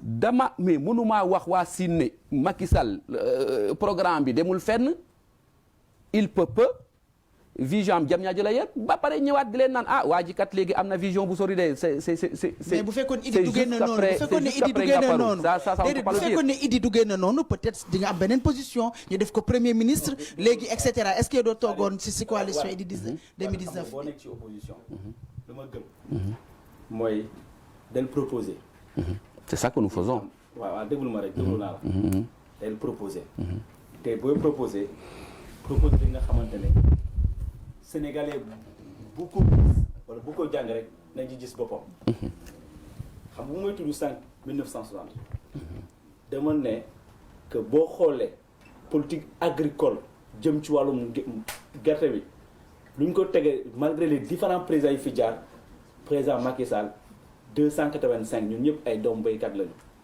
dafa am jéego te mu am lu yokku comprendre léegi tey bu loolu weesoo peut-être mën ngeen contester ay chiffres mais yéen opposition bi ba léegi kenn mënul andi chiffres lii la gouvernement day ne lii la ngeen ne du lii il y a jamais eu de confrontation de chiffres. Ok. Vous dites qu'il y a moins de 800. C'est très pertinent. 800 000 tonnes. C'est très pertinent. Ça, c'est faux. Mais c'est faux. Le gouvernement a dit c'est 1 800 000. C'est faux. Mais 20 chiffres ils ont apporté. Des fois, une enquête. D'où len ci nit ñi yow da nga jël peut-être dans ton village natal réalité fa am ni nga yaakaar c'est les mêmes réalités ailleurs. Sans documentation. Sans documentation. Parce que les Sénégalais, vous êtes censés dire la vérité aux Sénégalais. C'est très bien. Et bañ di emballer les Sénégalais dans ce qu'on appelle la politique politicienne. La prérogative du retour du Premier ministre. Ça relève du... Mais je voudrais répondre à la première question. C'est ça aussi, Mendy. Je voudrais répondre à la première question. Ouais. Tu dis que de 1960, nous avons 250 francs le kilo. 285 francs le kilo. Non, c'est 250 francs le kilo. Non, le prix officiel c'est 250 francs le kilo. Moi, je suis un cultivateur. De 1960 à maintenant, ñaata la tasse bi don jar? Non, ça c'est un raisonnement élémentaire. Bon, c'est pas digne d'un intellectuel. De 1960 à maintenant, beaucoup a évolué. C'est clair. Bah, pareil, les chiffres de l'État du Sénégal. Nous, opposition, à chaque fois, l'État a des chiffres, l'État détient toutes les informations et toutes les institutions. Il parle de chiffres. Mais est-ce que les chiffres de ces institutions-là sont valables? Ils sont aux commandes. Ñi nek ci institution yoyu ils sont aux commandes. Non, dégluma Cissé. D'accord. C'est-à-dire ñom ñoo détenir les informations, ñom ñoo mëna joxe les vrais chiffres. Non, wax ma les vrais. Non, Cissé. Ñoo mëna joxe ay chiffres def xayma mais yeen dama attends Cissé ñoom fan lañ teg les gens n'ont pas encore terminé de faire leur moisson ñoom ñu dégager ay chiffres bi ñuy dégager seeni chiffres boobu gars yi mbàccum gerte gi tax jeexagul. donc le genre à peu près nga ko yaakaar c'est approximatif. C'est approximatif jusqu'à présent am na ñoo xam ne seen mbàccum gerte jeexagul dans le Saloum. kon ñoom pourquoi yéen ngeen bëgg a gëm ngeen bëgg ñun ñu gëm seen i chiffres. parce que dafa ñuy projection si on projection nag projection donc il y a une marge d'incertitude. Cette marge d'incertitude là moom la ñuy bañ. Allez-y dans le Saloum dans le Ndoukoumane vous verrez que am na ay paysans yoo xam ne seen mbàccum gerte jeexagul kon pourquoi ñu mën a joxe un tonnage am na ñoo xam ne seen dugub gi mais kii ak bojaguñ ko. Pourquoi ñuy joxe un tonnage sur ça? Ça est dans les greniers. Comment pouvez-vous estimer le tonnage dans un grenier? On peut le faire, par exemple, à l'hectare. Non, à l'hectare. Oui. Production à l'hectare, c'est tant. Donc, s'il y a tant de... La production à l'hectare varie selon la nature des sols. Donc, l'approximation dina am plus ou moins quoi. C'est pourquoi c'est pas scientifique. C'est pourquoi nous refusons ça. Gars yi mënuñoo xaar ci opposition ñu jox leen ay chiffres vrais c'est pas le rôle de l'opposition. Le rôle de l'opposition c'est d'alerter et d'être l'avocat du peuple te loolu la ñuy def. nan lañ mën a def nan non c'est-à-dire bu ñu la nee 1 million. nous on n'a pas donné de chiffres. mënoon xëy na la 600 tonnes la. mais kon am possibilité. mais ñun duñ ko gëm. est-ce que loolu wala duñ ko gëm mënu leen gëm dara lu leen wax. xam nga pourquoi duñ ko gëm mais si c'est on peut se documenter mais on ne peut pas aller à la même vitesse. C'est clair on ne peut pas aller à la même vitesse loolu yéen xam ngeen ko yéen ni RTS di demee yéen mënoo leen demee noonu. Parce que vous n'avez pas les mêmes moyens. C'est clair. Okay. Opposition, Macky Sall a réussi. Il est en train de réussir ce qu'il avait dit. Réduire l'opposition à sa plus simple expression. De sorte que, fépp fu ñuy wax fa journaliste yi sax duñ leen gëm. C'est grave, c'est ça. Je crois bien. Weesu nañ foofu bëggoon naa Idi également ci li ñuy wax parce que du sànq ba déglu Idi feggoog Moustapha xam naa ne loolu moom dana yéema. Qui est Idi? Idi. Mon ami. Idi. Idrissa, ok. xam nga bii nag Idi Diouf la Idrissa Diouf, ok, merci. Non, Idrissa Seck c'est ponkal la. Idrissa Seck ñoo bokk turando. Ok, c'est très bien. Ay turando yu baax ngeen am, Passeman. Non. Wade mi ngi wax lu am importance nag. mooy. waaw mi ngi wax lu am importance. mais man opposition bi. man ñenn ñi dama leen dul comprendre. ok man dama dul comprendre quoi exactement ñoom lan la ñuy bëgg quoi. d'accord comprendre parce que tey mi ngi wax problème mu chiffre. man su may dem bay bañ benn chiffre day fekk ma xam exactement chiffre boobu fan la jógee ak lan moo nekk ci biir. man noonu laay doxee. mais tey bu ñu gisee tey opposition bi am ñoo xamante ne dañuy ñëw di wax te moonte mënuñu sax argumenter bon li ñuy wax lan la. ñoom gouvernement bi ànd na benn loi wala nanga rek dañuy jóg opposé wu. ñoom seulement ñoom dañoo opposé wu ba nga xamante ni ci lépp maanaam même bu nekkee lu positif la sax boo leen kaas bi dafa weex ñoom dañ naan la non ci biir dafa zone.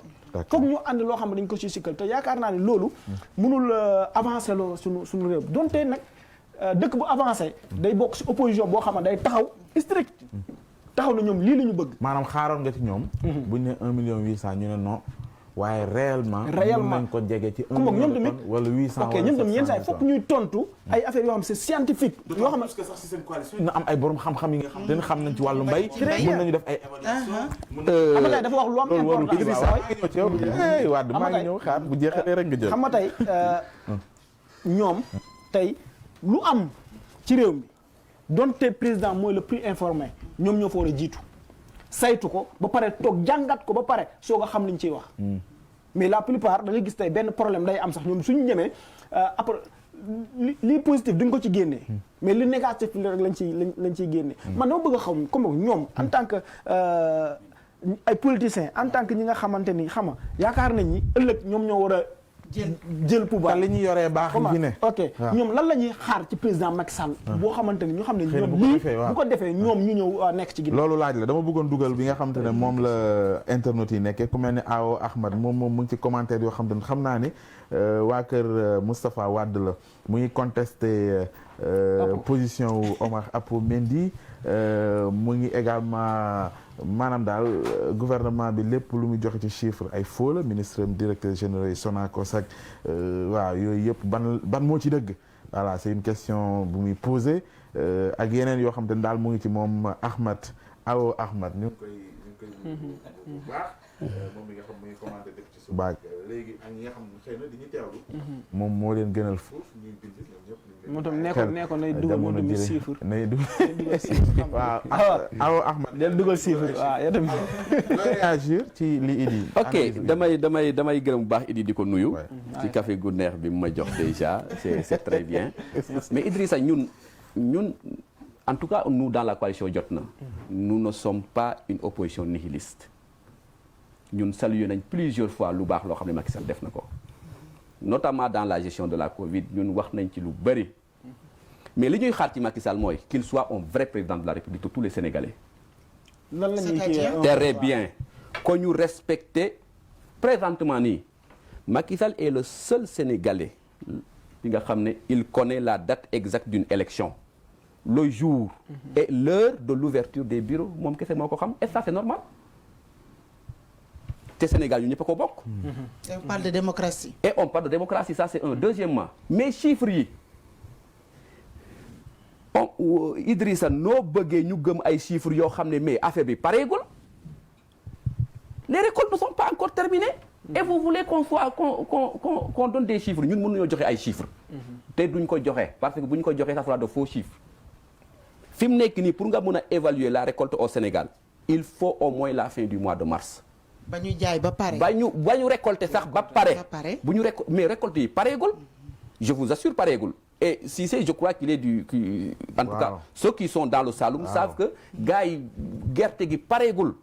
donc on ne peut pas avancer de chiffres maintenant ñoom ils sont dans l'obligation de donner des chiffres parce qu'ils ont des partenaires dañoo am ay partenaires bilatéraux ak multilatéraux. dañoo am aussi un plan politique de communication. bëgg nañoo am un PIB élevé il faut ñu joxe ay chiffres. Ah ok. Ce sont des exigences politiques ñoom ñooy tax ñoom ñu joxe ay chiffres mais Macky Sall moo la gën a le président Macky Sall moo la gën a xam ne récolte yi pareegul.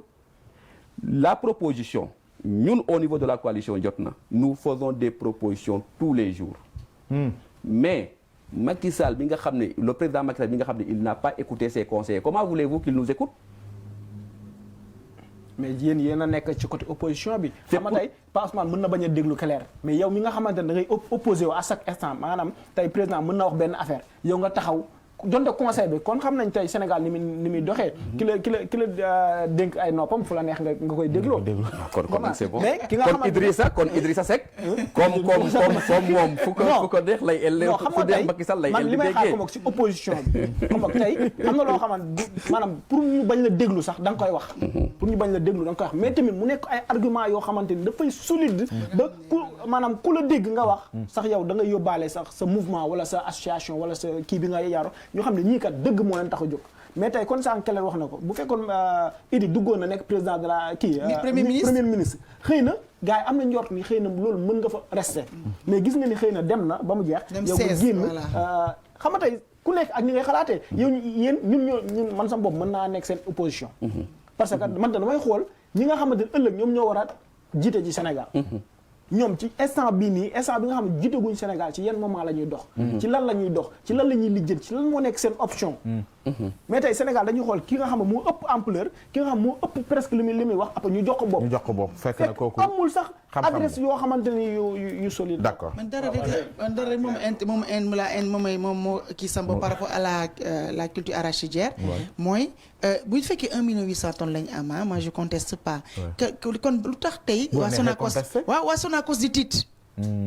parce que ñoom ñu ngi bëgg xaw ma ñaata te ñu ngi am que 300 ñu amagum 1% lañ am di liñ leen laaj donc parfois xam nga xel jëriñu lu dul xalaat nee nañu ils ont 1,8 million donc tey jii lan la Sonacos di daw bay daanu wala tiit parce que chinois yaa ngi ñëw donc moom war na am lu mu dugal ci biir gafagaam ba pare léegi chinois yi jënd nag étranger yi jënd loolu benn mais monsieur Wade waaw on vous aime bien voilà vous parlez bien mais tey jii lu ne wee ngi tey jii comme nii bu fekkoon tey Macky Sall jël na Idi jox ko ay responsabilité Idi doxal seen vision ba newoon ci Idi 2019 ce qui est certain ou bien une partie vous serez resté dans la coalition Idi 2019 voilà bon non ñun moom dañoo gëm ne te loolu Idi moo ñu ko gëmloo ko Macky Sall xamul dara ba ñu gëm ko ba commencé di ko wax nit ñi di ci liggéey ba tëral un programme est-ce que yéen lire ngeen le programme de Idi 2019 voilà Idrissa mi naan il faut proposer nous avons fait d'excellentes propositions c'est clair nous avons wallahi lazim nous avons fait bokk na ci proposition mooy suppression 16 mu ñëw toog mais nee na moom waxul woon loolu te mi ngi ci programme bi mu ngi ci programme bi ba mais VAR bi sax yéen génnee ngeen ko vous les journalistes là kon sànq dégg kon léegi kon li ma ak ku nekk ci opposition bi da ngay wax beneen ça c'est un deuxièmement si vous regardez le programme de Sonko président il y a aussi des propositions pertinentes bu ñu wax ne opposition bi du ñu def ay propositions en kay c'est que nit ñi ñoom ñoo dul lire li opposition bi di bind c'est clair c'est ça ñu dem ci peut-être li nga wax ni sànq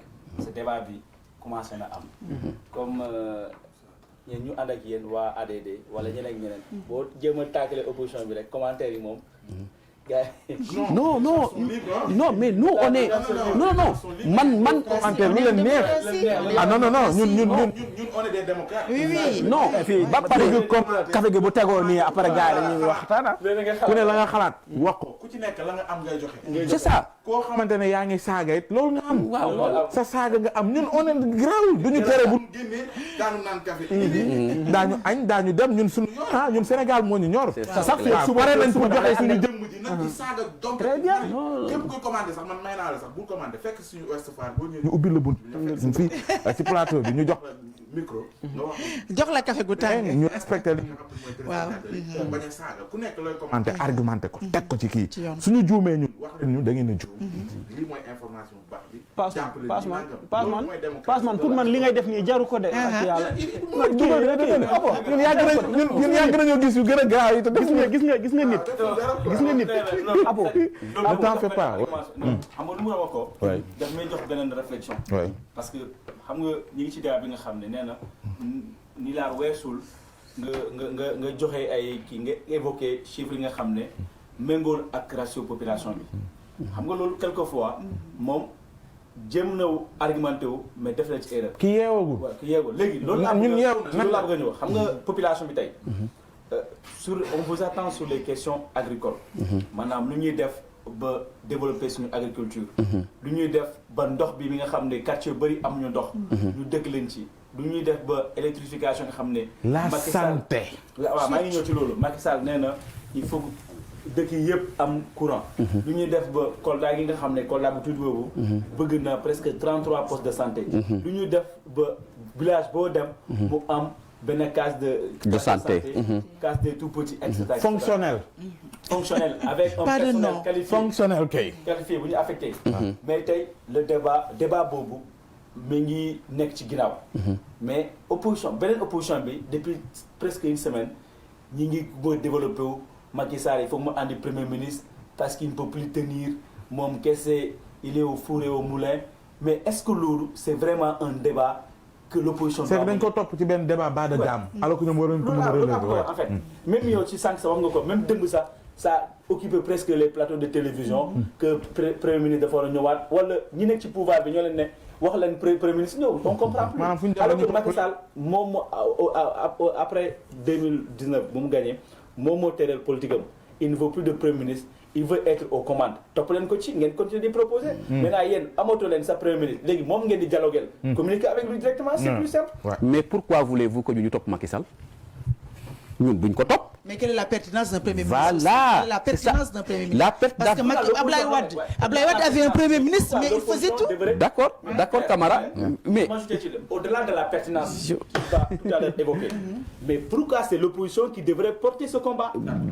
Mais kenn mënul wax opposition ne nii da ngay topp ñun du ñu topp Macky Sall mais duñ ko topp c'est notre ligne de conduite duñ ko topp. C'est la constitution qui exige à Macky Sall d'avoir un premier ministre c'est pas l'opposition. Opposition bi waxu ko de Macky Sall moo génnee woon premier ministre dugalaat ko ci constitution bi. Il faut faire dire aussi à l'opposition ce qu'elle dit. Macky Sall moo génnee woon premier ministre moo ko dugalaat. Opposition bi li muy wax da koy wax en bonne foi gis nga man je suis un pur produit du village bu ñu amee ay cases de santé fonctionnelles comme l'a dit c'est partout mais j'applaudis des deux mains. Nous sommes vraiment fiers d'entendre Macky Sall le 31 décembre faire des promesses et on n'y croit pas gëmuñu ko. waaye parce que da ko dul teg sax ñaata yoon la fi def ay promesses te defu ko le TER ñaata yoon la ñu wax ne ça va rouler le nangam te ça n'a pas encore roulé. Il parle de chiffres pourquoi ñu war ko gëm alors que le TER chiffres yi mu ci waxoon dara amu ci. Le centre de conférence Abdou Diouf ñaata chiffres lañ amoon. 50. Amadou Ba avait son chiffre. Jacques Habib Sy avait son chiffre. L'entrepreneur avait son chiffre. Macky Sall avait léegi yow nga bëgg ñun opposition lu Macky Sall wax comme chiffre ñu dindi ko teg fa beneen chiffre dañoo am temps boobu. Alors que ñoom si seen bopp sax ils ne s'accordent pas sur les chiffres. Il parle de programme agricole. Dans notre coalition, il y a un parti qu'on appelle le PAC de Bruno D'Erneville. Il y a un programme agricole extraordinaire. Boo xam ne sax Macky Sall récemment dans sa tournée politique am na ay champs yu mu doon visiter à Niakhar. Je ne sais pas si vous l'avez de l'association Diambougum. Mais c'est parce que c'est puisé de ce programme-là. Nous avons des programmes.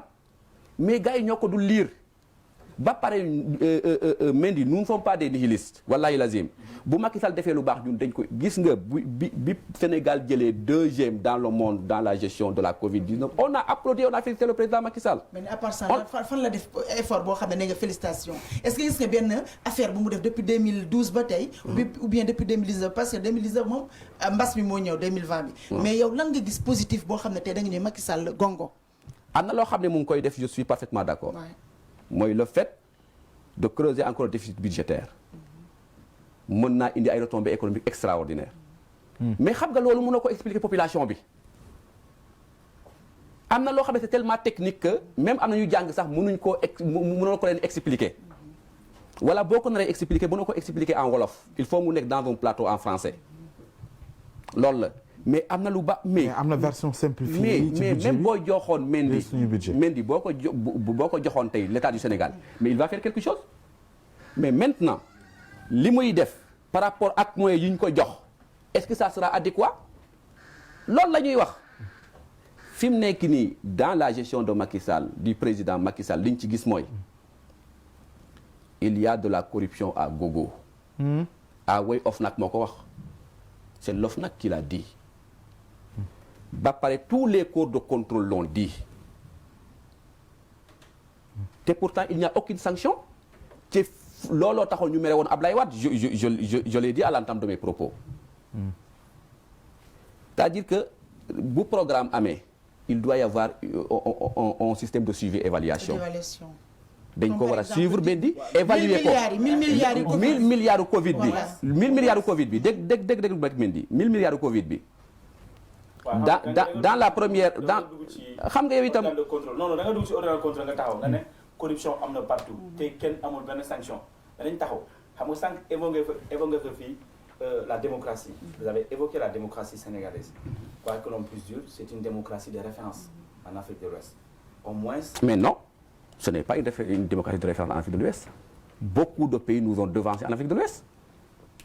Beaucoup de pays nous ont devancés. Mais Mendy, comment peux-tu concevoir des élus locaux, ils sont à leur 4e mandat? Ah oui. La démocratie ne se mesure pas. Mais quand même, c'est le paramètre le plus visuel de la mesure de la démocratie. C'est la démocratie. c'est les élections. Parce que ça confère des pouvoirs et ça retire des pouvoirs. Donc on ne peut pas, quand on parle de démocratie, le premier maillon, c'est la libre expression des populations. C'est un facteur déterminant, la libre expression des populations. Moi, à travers le vote, on ne peut pas parler de démocratie sans libre expression des populations. Et le seul moyen de s'exprimer librement par les populations, c'est de choisir ses représentants. J'aurais aimé si le président Macky Sall, non, c'est très important. Si le président Macky Sall fait qu'on est président Macky Sall ab démocrate, comme il y a des contraintes, n'a def ay délégations spéciales partout. Abdoulaye Wade l'avait fait. Dañuy publier ay rapport régulier nga xam ne Sénégalais yi dañuy dem jënd gestu. Au moins loolu. Les rapports ne sont pas réguliers. Les rapports ne sont pas réguliers. Ouais, mais au moins dañuy publier. Non, mais quand même. Voilà. Rapport au Cour des comptes bi kañ la waroon génn depuis 2 ans la waroon génnul. ARTP seen rapport kañ la waroon génn. Il y a du retard partout. Donc c'est pas régulier. Ce qui est régulier mooy ki nga xam ne dafa ñëw comme ni ma ko waxee damaa ñëw à l'heure alors que da nga maa ne man ñëw ma à l'heure. C'est ça qui est régulier. Venir à l'heure. Mais au moins. Voilà. ñoom ñi ngi publier. te non du góorgóorlu yi ngi publier te Sénégalais yaa ngi gis citoyen dañuy dem foofu ñu jël jàng xam luy nekk lu am ci dëkk bi au moins Pa Ousmane il est aux commandes ñu ne Pa Ousmane ci sa gestion lii ak lii nga def te waroo ci def lii. loolu bokkagul ak li ngeen di tuddee opposition bi il y a de la corruption un peu partout. En réalité nous avons une justice en tout cas justice sénégalaise dama leen di wóolu c'est une justice indépendante vraiment nga xam ne ñi ngi def seen liggéey bu fekkee ne li nga wax nii qu'il y a de la corruption partout mais justice sénégalaise dara teewu leen ñu dem jàpp ñooñu xool gestu seen gestion. Je te pose la même question pourquoi jàpp ñu leen. yow laay posé question. Ah déedéet doo ma ko posé parce que man je ne suis pas d'accord yow yaa ne les corps de contrôle ils font leur travail. Mais bu ñu defee leur. Il faut les féliciter quand même. Non, je ne les félicite pas. Ils ont fait ce pourquoi ils sont payés. Comment voulez-vous que je vous félicite parce que vous. Dañ leen télécommandé. Non, j'ai pas dit qu'ils sont télécommandés. Ils veulent que je les félicite alors qu'ils font leur travail tout simplement. Ok, d'accord. Comment veux-tu que je te félicite alors que tu fais ton travail? D'accord. On avance suñu jógee ci parti boobu xam naa ne dugg plus. waaw Sénégal moom am na démocratie de référence. non débat. moom jàll nañ foofu moom. non waxuma ne. voyagé nga am ko par. waxuma ne. Non, pas Ousmane. Camara. nañ jaar ci yeneen point. Pas Ousmane, waaw. Je vais éclairer quelque chose. J'ai pas dit que le Sénégal n'est pas une démocratie de référence. Je veux dire que ay pays yu bëri devancé nañu. loolu la. même bu fekkee doon na ko am na ay pays yu devancé. léegi sur la question également de parce que actualité la fi ba léegi te da ngeen doon ànd doon liggéey ba benn moment mu génn mooy Ousmane Sonko ak levée de fonds bi. indiwaat ci table ji question financement des partis politiques bu ñàkk xëy na yéen am ngeen ci côté boobu ay yoon ay piste Claire xam naa du day intéressé également PAP 2A bi président Macky Sall doon wax ci wàllu relance bi. tey mu ngi ni couvre-feu ñëw na waaw dañu ubbi woon lépp waaw liggéeyal ëllëg ubbi woon lépp nañ dem mu mel ni couvre-feu bi tey bi mu ñëwee am na parti ci ay secteur bi muy def loolu est-ce que du impacté également ci élan bi mu annoncé woon ak ñoom par exemple deuxième vague bi nii mu demee nii lan mooy si seen taxawaay en question tant du que vaccin également ndax di ngeen voilà yu yëpp vraiment man daal côté yooyu moom mu xaw ma naka lañ ci naka la ci mu ne te le temps le temps waaw non dama koy on aura l'occasion de parce que il nous reste 15 minutes maxi. Oui voilà déjà la deuxième vague naka ngeen ko jàngatee seen taxawaay ak vaccin bi. On avance sur ce. Ok concernant la deuxième vague moom vraiment ñun ñëpp a ko gis. C'est vraiment déplorable. li ñuy ñaan Sénégalais yi mooy ñu respecter li les techniciens de santé di wax parce que ñoom ñoo am xam-xam boobu. habilité voilà ñoom ñooy habilité à di ñu jox ay informations di ñu naan def leen li ñu def ko. lépp lu ñu wax rek ñun nañ ko def loolu laa ci gëm. Maintenant concernant le vaccin ñun nous avons une position tranchée au niveau de Jotna. mooy vaccin bi nañ ko étudier minutieusement. bañ a gaawtu vraiment ñu étudier ko bu baax a baax bàyyi ñi nga xam ne ñoom ñoo ci am xam-xam ñu wax ci. je sais qu'au Sénégal am na benn kilifa bu ñu doon waxtaanee ci week-end bi nous étions partis di ko ziar yal na ko yàlla may gudd fan ak wér. bàyyi ko ci kanamu njaboot gi mu ne ñu Covid bi baax na parce que au moins.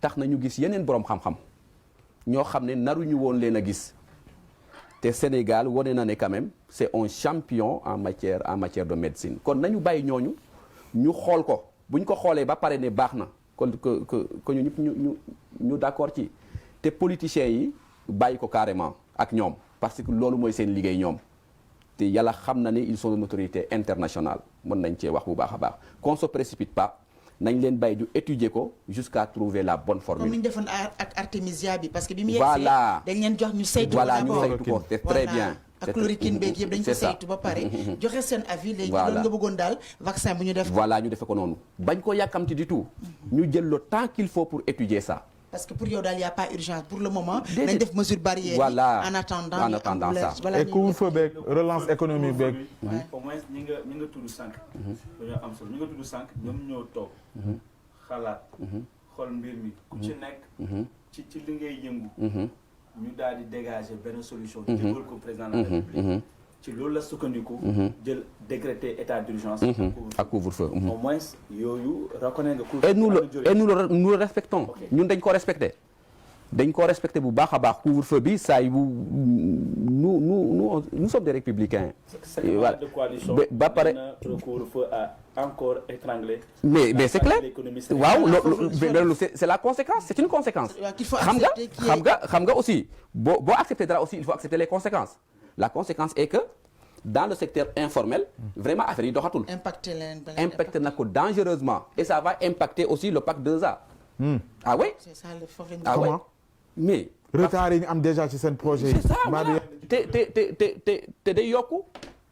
Imaginez par exemple ma jox la benn exemple si jamais ñu élargir le couvre-feu à travers l'ensemble du Sénégal. benn camion chargé par exemple du ciment de la Sococim war a dem Tamba à 18h il est sûr qu'il sera sous le coup du couvre-feu à Mbour voilà certainement à Fatick voilà un retard boo xam ne ça fait perdre au trésor public beaucoup d'argent donc ça va influencer négativement le PAC 2A et ça c'est une conséquence. loo gis rek am na ay conséquences. c'est comme le tourisme également parce que tourisme c'est un secteur boo xam ne. c'est ça en dehors de la pêche moom mooy andi lu bari. le transport également c'est ça. donc vraiment léegi pour loolu yëpp mën a dem PAP 2A dem. il faut mbas mi jóge fii. ça c'est clair. est-ce que vous communiquez parce que aussi c'est ça. tey jii li ko Idi waxee sànq. mooy opposition bi lan ngeen di teg lan ngeen di jàppale parce que. on a vu que l'État waaw masque yeeg gel yeeg communication beeg. le président Bruno D'erneville def na ci un poste extraordinaire démb rek. C'est repris par beaucoup d'organes de presse mais est-ce que gars yi dañ ko lire c'est ça. waaw mais nag kii xam nga aussi y a ça. action lañ soxla. mais ay action gaa ñi wax ji dañ bëgg mu néew jëf ji bari ah Idi xam naa ne yow loolu moo lay intéressé. dans maanaam Djiddah Thiaroye Kao renfort fi mu ne nii dafa ay action dans la Covid saison 1 dans la Covid saison 1 nous au niveau de ADD nous avions équipé tous les postes de santé de notre commune te on le fera aussi dans la deuxième vague loolu la nous sommes en train de faire des actions. D'accord et sur le financement des partis politiques ñu jeexalee ko. La rationalisation d'abord et le financement. puisque yéen a ngi nii en coalition yi bëri na dafa mel ni léegi c'est une réalité au Sénégal boo waxee ñu ne kenn mënatul gagner élection benn parti rek mënul demal boppam gagner élection. mais depuis boobu dañoo nëbbatu nag je n'ai vu que deux coalitions au Sénégal. mooy la coalition Benno Bokk Yaakaar ak la coalition Jotna. gisatuma beneen coalition il se pourrait qu'il y ait une coalition que je ne connais pas. mais les coalitions que je connais actuellement au moment où nous parlons c'est deux la coalition Benno Bokk Yaakaar ak la coalition Jotna yooyu la. la coalition du président.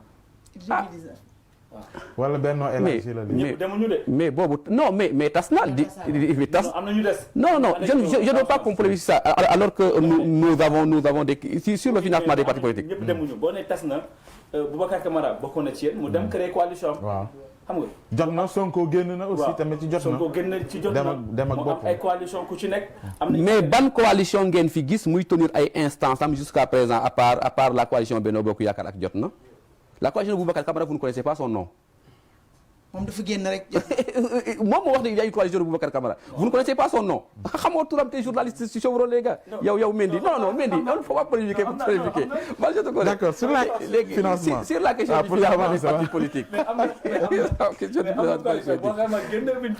vous savez que la coalition Jotna la coalition Jotna c'est une coalition d'exception. je vous assure. Nous sommes la meilleure coalition. Coalition tabax. Tabax voilà mais amagul ay briques. Je le salue de passage. Amagul ay briques. Léegi concernant le financement des partis politiques, nous sommes des républicains, je vous l'ai dit. La loi, bien qu'elle soit obsolète, reste la loi. Du moment où elle n'est pas modifiée ou abrogée, elle reste en vigueur. Et son champ d'application s'exerce erga omnes à tout le monde.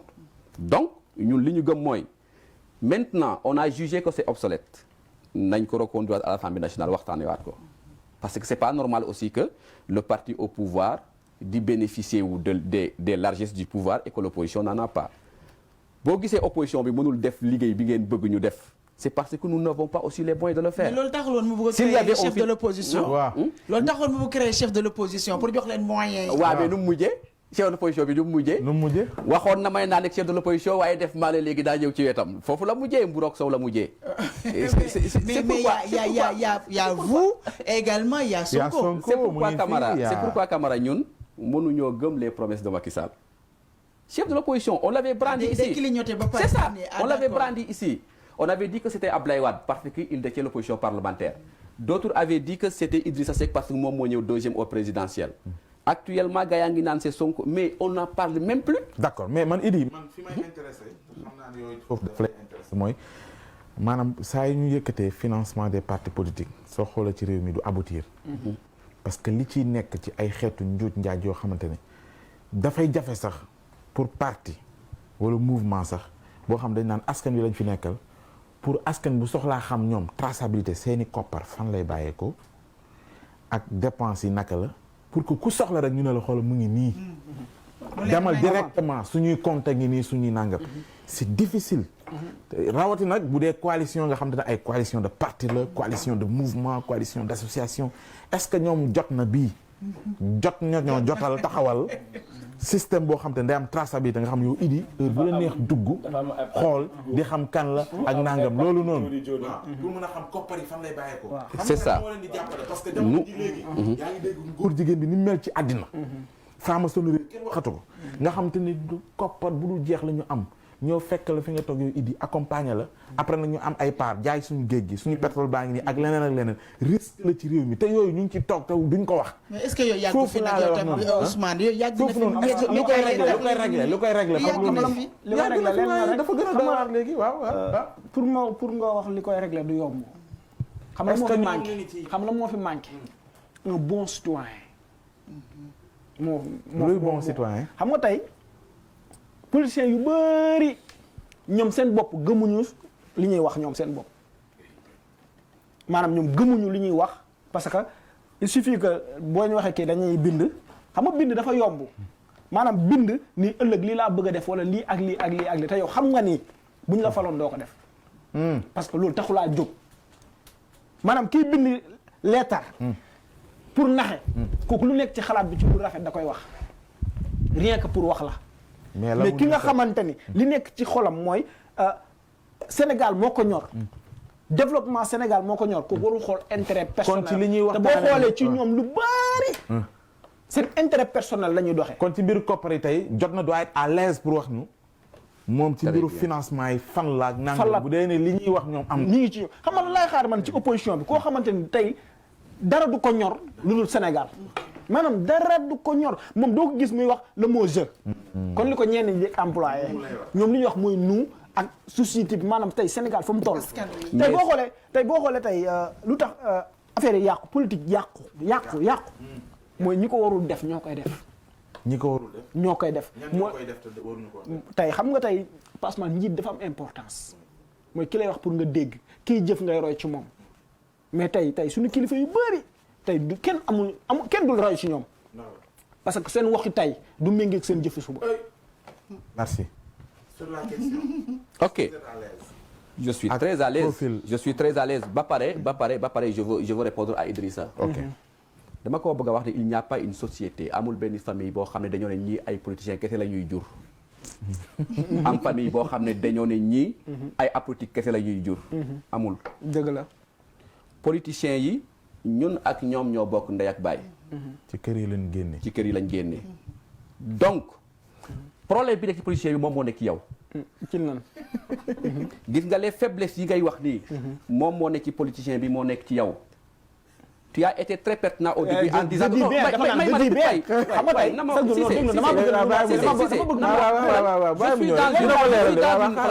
ma dama nekk ci benn phase d'argumentation boo xam ne c'est très important. non dafa am loo xamante ne. waaye may ma ñëpp ñoo bon. Idrissa bàyyil rek ma kii.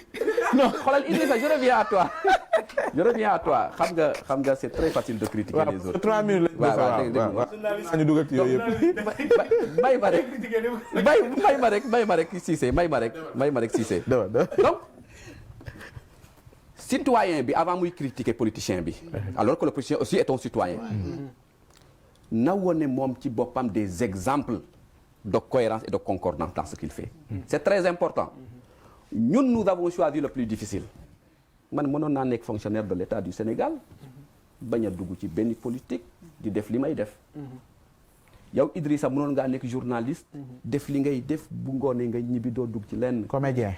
yaa vi mais ñun nous avons choisi de servir le Sénégal. ci fi mu gën a méttee mooy ci opposition bi.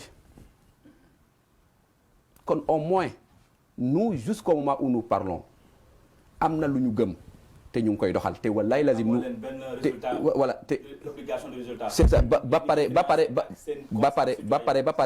pare nous avons la possibilité d'intégrer. yàlla xam na ko. léegi maintenant ko c'est clair ñun ñoo bañal suñu bopp. mburoog soow bi daal léegi concernant le financement des partis en tout cas au niveau de la coalition jot na. nous avons un trésorier boo xam ne chaque mois tous les membres cotisent chaque mois. fépp fu ñuy dem dañuy naan temps lañ fay yóbbu te effectivement loolu lañ fay yóbbu. nous n'avons reçu de financement venant de personne et nous n'avons pas fait aussi appel à des financements. franchement maintenant. tous les partis politiques nga xam ne ñoo adhéré ci coalition Jotna.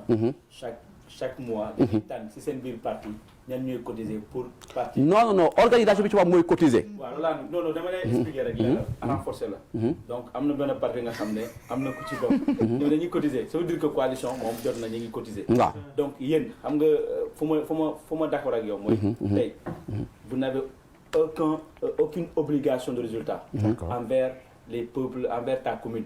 Mais cette conscience citoyenne moo lay permettre chaque fin de semaine nga dem foofu di génne sa xaalis amoo benn budget bi nga xam ne état jox na la et pourtant fonctionnaire état bi nga doon amoon nga privilège comme sa morom dem dugg ci biir état c'est ça mooy ban site lañ mën a fekk loolu maanaam cotisation yi ngeen jot a def yëpp depuis coalition bi ngeen di ànd di dem fan lañ mën a dem pour maanaam est-ce que l'information est disponible nii nga l'information est léegi nga dugg cliquer xool ne waa jot na 4 ans yi nangam lañ jot ci wàllu financement lii lañ ci jot wala nangam.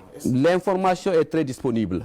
ci ban site lañ ko mën a fekk. Non, vous allez rencontrer le trésorier de Jotna. Il vous fera tout. waaw koo xam te ne mu ngi bitim réew nee na moom daf ko soxla moom amul possibilité dagg biir ñëw pour xool ko. mais bëgg na xam fan. non mais na ko woo. ah ok na ko woo et c'est clair.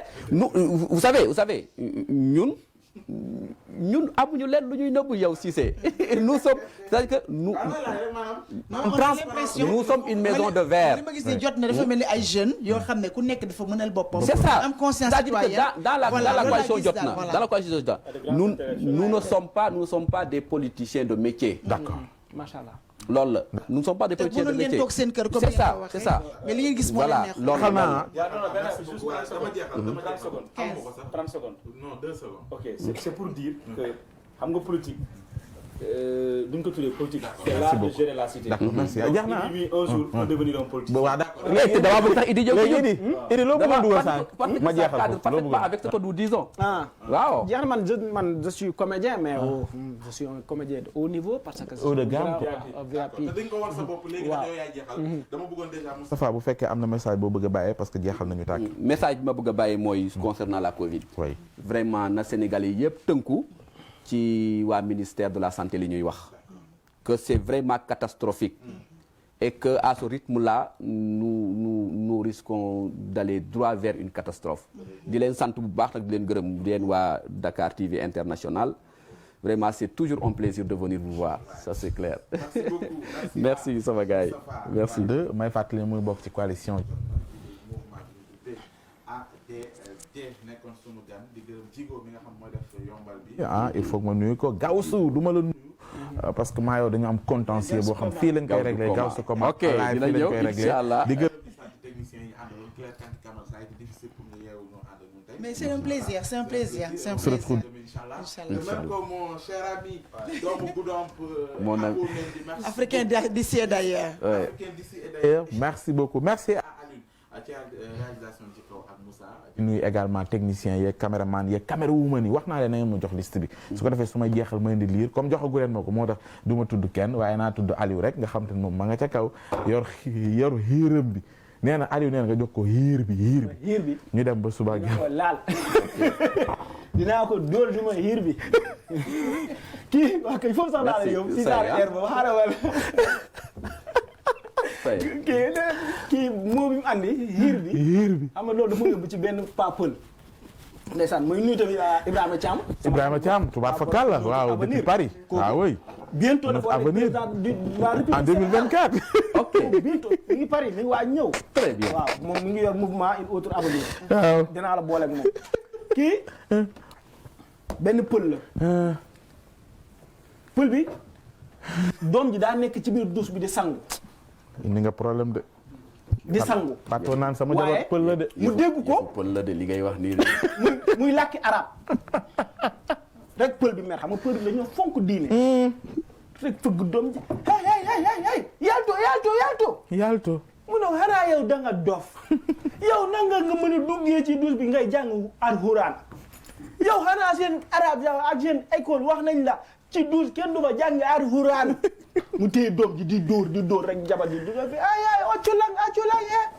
lu mu def mu nekk ci biir douche bi di jàng alxuraan ak waxu yàlla bi mu ni mu diisee mu nekk ci biir douche bi di jàng alxuraan rek yaa ne ko yow seen waroo def loolu yow nag nga mën a nekkee ci douche ak alxuraan ni mu selle ak ni mu maan nga nekk ci biir douche di jàng alxuraan demal sa néeg booy bi dem néegi waaye jabar ñi neen du bàyyi jabar ju tourné ni ko moom ban genre la doon tari mu ne ko mu nekk ci douche bi di wax rek ñuy respecté wu genre diine bi mu nekk ci douche bi naan taala albadu alayna te jabar na ko taala albadu alayna yow loolu du alxuraan de loolu bi yonent bi jógee Makka di dem Madina la doon way taala albadu mu ne ay 40 ans de mariage may julli tisbaar timis gee takkusaan may tari taala albadu alayna chaque jour.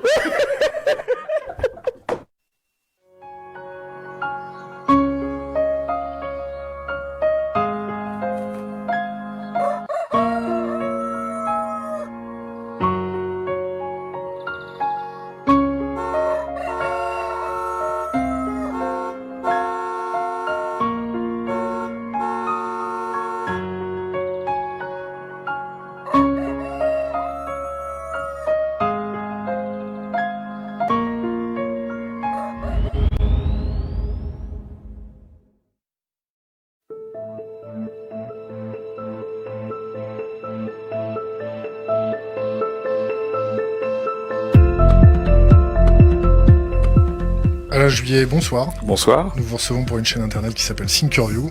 Nous sommes en direct. C'est une émission un peu particulière ce soir parce qu'elle nous tient à cœur et je voudrais la dédier à deux personnes qui me sont chères. C'est Marc Ullmann, que vous connaissez, effectivement, et Robert Guillaumeau. Oh oui.